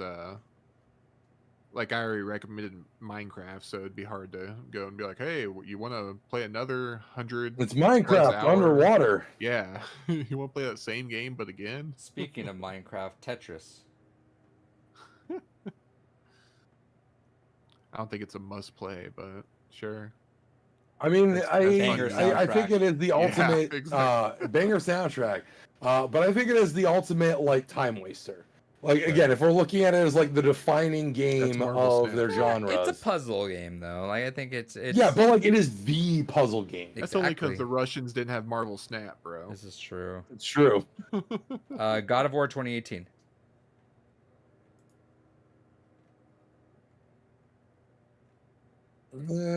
I'd pass. I think I think- we're getting. I appreciate God of War, and I'm gonna sound like a hater because I just never really stuck with it as much as a lot of other people did. But I think we got the whole father parental thing down, and I don't think God of War necessarily does anything in the gameplay aspect that makes me like go, oh, this is fucking amazing. I think as a longer term God of War fan, it does, but I think it doesn't do enough to stand on its own. I will agree with that sentiment. I should have been reading all these fucking reasons why they said it, but whatever. Who We're cares? already 28 in. Their Yeah, fuck opinions don't them. matter. Yeah, We no, are they're- here to judge their selections. Yeah, they're bureaucrats. We don't give a fuck about what they say. Outlast 2. No. Ooh. I love the contrast. Okay, so here's the caveat here. If you're going for something like this, I probably wouldn't go Outlast. Honestly, I think Resident Evil 7 would probably, if you're wanting like one of those visceral horror and games. Standalone, which is Yeah, solid. Yeah. yeah. Stray. Eh, No. Yeah, I think there's other games to play on that. Sekiro, I'd say no because Elden Ring's on there. what, you mean that you can't keep putting all the Souls likes in there? God, I wish. I'm curious what you guys would say. I think you guys are gonna lean no, but I'm curious what you guys would say. Borderlands 2. If we're looking at it as like, again, this is the representative of looter shooters, fine, sure. This is the looter shooter to fucking, yeah, if you played this, you played every fucking looter shooter. I'd say But do I yes think in also. general that I'm like, how do I get someone into video games? I know, fucking Borderlands 2, not my fucking go-to, no. I say yes, but I'd also say if you're trying to get someone into video games, I feel like Borderlands 2 could be a good entry point. See, Mainly that's due to what the I'm fact thinking. it's, Is like it's that. multiplayer. I'm pretty sure it's split screen, and you It can is. just play with someone else. And That's been it's one of those my. gameplay. But counter argument, Mhm. gameplay-wise, maybe. The story and the humor have not aged at all. Sure. No. But I think It's gameplay so wise says a dumb, lot, so though, too. adolescent. Yeah, Sure, 100%. I agree with that, but I'm saying that I think just so far, like I've been eyeballing Borderlands, I just feel like it's a good starter for where the partner eventually gets to that first person side of it. Yeah, I can see it being fun at first, but then I can imagine being like 4 to 5 hours into it, and then, like the 5th time you hear fucking Psycho talking about a fart sandwich or something, you're gonna be rolling your Gonna be eyes into the back of fucking your head. laughing Like, like a like, fucking if you're gonna man. do a co-op shooter at that point, I'd sooner go to Army of Two. Fuck yeah. Speaking of Pound good a ass monster, shooters, play some Army of Two. Titanfall 2. Absolutely yes. Yeah, dude, mecha fucking first person shooter. Titanfall 2. Let's And go. that's story mode slaps. Absolutely. David, you ever play story mode? I haven't Titanfall played 2? the story mode. Oh, it's short, sweet, and fucking slaps, bro. Yeah, it's like maybe 4 hours max, and like it legit has boss fights in a first person shooter. It's so fucking good. Okay. That boss fight with Viper, so fucking good. Yeah, David, I would highly recommend it. It's got good ass set pieces. It's got great like gameplay elements that are like almost just exclusively on single player. It's good shit, and it's short and sweet. Yeah, that's a weekend ass game. Disco Elysium. I want to play this one day. Yeah, it's on my to-do list. I don't think it's necessarily a for everyone game either, though. No. I would say yes. I think it stands out just by It quality stands of out, writing, but again, it's quality of writing and the way it even differentiates itself from everything else just being. Yeah, How I'd it's say I mean, yes it doesn't purely on differentiate the itself. It's a uniqueness factor. classic RPG, Western RPG. It's literally Baldur's Gate, but what if we set it in modern times and made like half the people crackheads? But there's also like no gameplay in some sort of aspect. The way I'm not saying it the right way. I know I just threw it in a wrong way, but like you know what I'm saying. No, a lot of like, from my understanding, a lot of the game is like satirical and almost like fighting back against you. Yeah. Yeah. But in terms of games that did that, I'd sooner put Undertale there than I would actually I that. could But see even that. Undertale I would not say is an everyone game either. Right. Because Undertale only works if you're familiar with all the tropes that it's trying That's to why I subvert. know. I wish I could like just get people to play Doki Doki just right out the gate, but I'm like, you have to have some pretense. Witcher 3. I'd say no just because I don't like that game. Oh. The audacity of this man. Listen, I'll have you know, I put 10 hours in that game only playing the trading card game in it. I'm basically an expert. No, I think that, again, if you're using it as the staple of like, this is the Western styled action RPG. What else is there other than that? Other than maybe Skyrim for like the pinnacle of what that genre has to offer. Sure. Next up, Rocket League. I'd say yes. Yeah, I'd probably say yeah. Sure. Ocarina of Time. Ooh. I'd pick a newer one. Yep. I'd Yeah, probably go I- like Twilight Princess or something. That's about what I was Yeah. going to say. It's either Twilight Princess or honestly, Breath of the Wild. Like I don't personally like Breath of the Wild that much. I was I gonna say still- Wind Waker if not. Ooh, I feel gotta- like I gotta Wind get Waker hustling. really requires the right person. But Uncharted Twilight 2. Princess, I feel, is the most universal. Oh yeah, there we go. That's what I was talking about earlier. Yeah, Uncharted Wait, what 2. was the game? Uncharted 2. Oh, I've only played the beta of the multiplayer, so I don't know. But Ghost of Tsushima. See, that's the thing here. Like a lot of these games kind of overlap a lot, right? Yeah. So yeah. So like you're, I would recommending- pass just because you're- of previous games. I David. would. The only asterisk I would have there is again, like that is a good gateway game where it's like, fuck it. You like samurai films? You like Kurosawa? Perfect. Here's if Kurosawa made a video game. Enjoy. Dylan Yeah. motherfucking Toomey is in the chat. Time for beer. I appreciate you, homie. One day I will meet you. You're on my list of people to meet one day. I'm shocked I've never met you. I feel like you've evaded me every single time, but one day I'll hunt your ass Time for down. beer is right. David, speaking of beer, I'm you're gonna want great. to take a swig because here's your pick for sure. Edith Finch. I'm all out. I have drank my 64 ounces. Unfortunately, Edith Finch did not get a drink from David, but Edith Finch gets a yes for me. Hell yeah! Again, that is a peak example of again. If I'm Take trying a to take get a someone shot into every the time game, David says again in the last half I hour. will piss in your Cheerios. No, 100%. Edith Finch is the pinnacle of like a fucking video game. One day, have you Uh, played that, Kels? Yeah. Okay, good. All right. We didn't have a deep dive talk about that against me. Hollow Knight. Yes. Sure. I think it's the best modern example of the Metroidvania genre, honestly. Next up, I was gonna just say no, but I can understand why you would say yes, and I'm almost curious now. David's gonna say no, so David, you can just. You don't know me. You I don't can. know him about. I would swear on both my cats' lives right now, you're gonna say no. Ooh. Death Stranding. Ooh. Shut the fuck up, David. You're not thinking about it. You're not thinking about I'm it. thinking No, about it. No, I'm thinking about it. you're not thinking about it. You're saying that because you want to kill my Thinking about cats. I would never.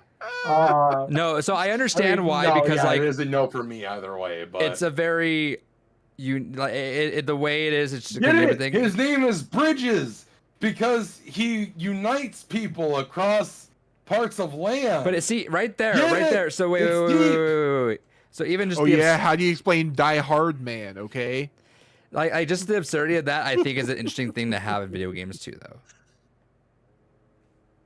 I would still I say think no, there's other things that are actually absurd. I would still but say are no. Actually fun. but I understand. I say yes. Hell yeah. Prey. What if I was Jeffrey Bezos's slave and All right, David. had I to gotta fight move. Eldritch Abominations? Prey. Which one? Pray for these 2017. nuts. Ooh. I haven't played it. Fine. I'd say no. Skyrim. It's fine. Skyrim? Yes. Sure. If you don't feel the need that you have to play Witcher 3, go play Skyrim. Assassin's sure. Creed Black Flag. No. No. Stardew Valley. If I was to yes. If I was to recommend an Assassin's Creed, it'd probably be 2. Yes, 100%. But yeah, no, Stardew Valley is fucking Kino. Again, the standout of its genre. It is also a game where there's a story. There's a lot of things that you can do that only function because it's a video game. 100% recommend. Go play. Next one, Stardew Valley. I said sure. Last Guardian. No. No. No. I think Shadow of the Colossus is better than That's the that. representation I would give that. GTA Yeah. 5. No. No. I feel like Yakuza 0 is better. I would say yes, because I think there's just stuff you can do in GTA that you can't do in other games still. And I think it still does the open world game polished the best out of all these in terms of like what you can do and the scale of things. I'd argue Witcher 3, honestly, if you're talking specifically Well, about I an open can't- world aspect. I does it can't drive a better, car but- off a fucking mountain and jump out and do a. and drive a horse off it. Yeah, you can park Roach on a roof. Yeah. Anyway, Doom Eternal. Hell yeah. Well, Hell. Doom 2016. And I we would got- prefer Doom 2016. The only argument I would make for that is you don't necessarily need to play Doom 2016 for Eternal. All right, 9 more. Breath of the Wild. No, it's No. Twilight Princess. Yep. I think it's different, so I'd say yes. Valheim. I have no opinion. No, we it's have just Minecraft. another shitty crafting game. Yeah. Soma. Solid pick. Go play Amnesia instead. I've heard Soma's more modernized though. It's literally the same game, just in space. So, I mean, Yeah, we have a new Amnesia. Just go play that one. yeah, go play the new one. A short hike. Short hike off these nuts. No, I actually genuinely heard that game's really. I don't know. I guess if you, it's a fine enough example of the walking simulator. Instead, I'd say just go play the Finch. But I'm surprised. I know it's not the same, but I'm surprised that Animal Crossing is not on this list as far as I can tell so far. I still have Whoa, another couple yeah. more left, but I put that over that. What the fuck is this one on the list for? Battlefield 1. I guess they realized that they didn't have enough pew pew games. Yeah, they need that EA check. Also, if you're gonna put a Battlefield game on there, the only correct answer is Bad Company 2. Command and Conquer Red Alert. Yeah, well, Red Alert 2. Red Alert 2 is the peak of that fucking franchise. Pac-Man. Ms. Pac-Man. Miss Pac-Man, sure, fine. Agreed. I would say yes. Kels? Yeah. All right. Original Zelda. Eh, Oh, that was the last one. that was the last one. I think that game, honestly, is too crusty. I for, love a the more original modern Zelda audience. games. I love the original Zelda games. I think for a modern audience, that's one of those ones that needs a remake, which One- basically is Breath of the Wild. I think I don't know. I think Super Nintendo's where they kind of get to that timeless factor. Chrono Trigger Yes. not being on here is a travesty. That's a fucking sin. I Honestly, think there really a aren't any lot, RPGs. a lot of retro. Yeah, aside no, from Skyrim. no RPGs, and then a lot of retro. Like no Mario on here, which is interesting. That's very interesting because I feel like those are like height. Well, Those are there's the Mario ones. 64. Wii Sports, I feel like something would be on here. Yeah. Really quick. The spiciest thing that I have in video games is I love the original Zelda. Never beat A Link to the Past. It's spicy. Link to the Past was I think my most frequently played. Well, no, I played the Age of Oracle of Age Ages. Seasons. Yeah, Oracle of Ages quite a bit. What are some and for the next 2 minutes because I gotta hop off. What are some glaring omissions we have on here? Any Ooh, for fighting game. Yeah. Oh yeah, what the Yeah, fuck? for sure. No Yeah, fighting like, Why game. is like No Street racing Fighter game. 2 or something not on there? Yeah, no racing game. There's no Ridge Racer, Gran Turismo. I think there could be a sports game. Yeah. Also, where's the point and yeah. click adventure games? Like, where's your Grim Fandango and shit like that?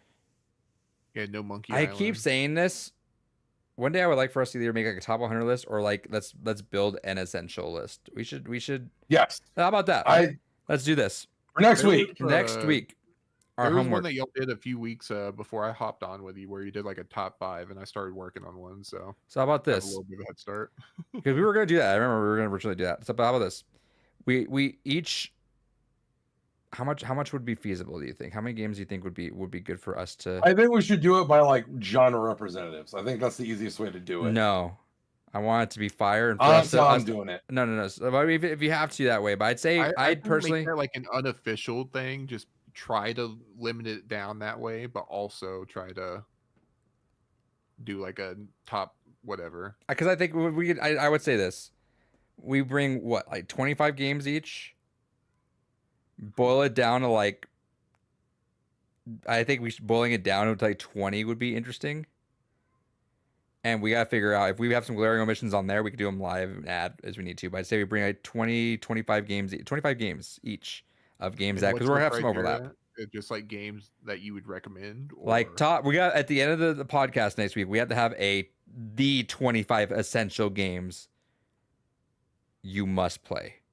That's why I'm gonna do mine by genre, because I feel that's the only fair way to go about that. Sure. I mean, I feel like I'll just naturally just do that in general. That's why I'm not saying I would classify that. Yeah. I feel like that's how I'll gravitate, but then I'll get like 1 or 2, 3, maybe 3 within like a.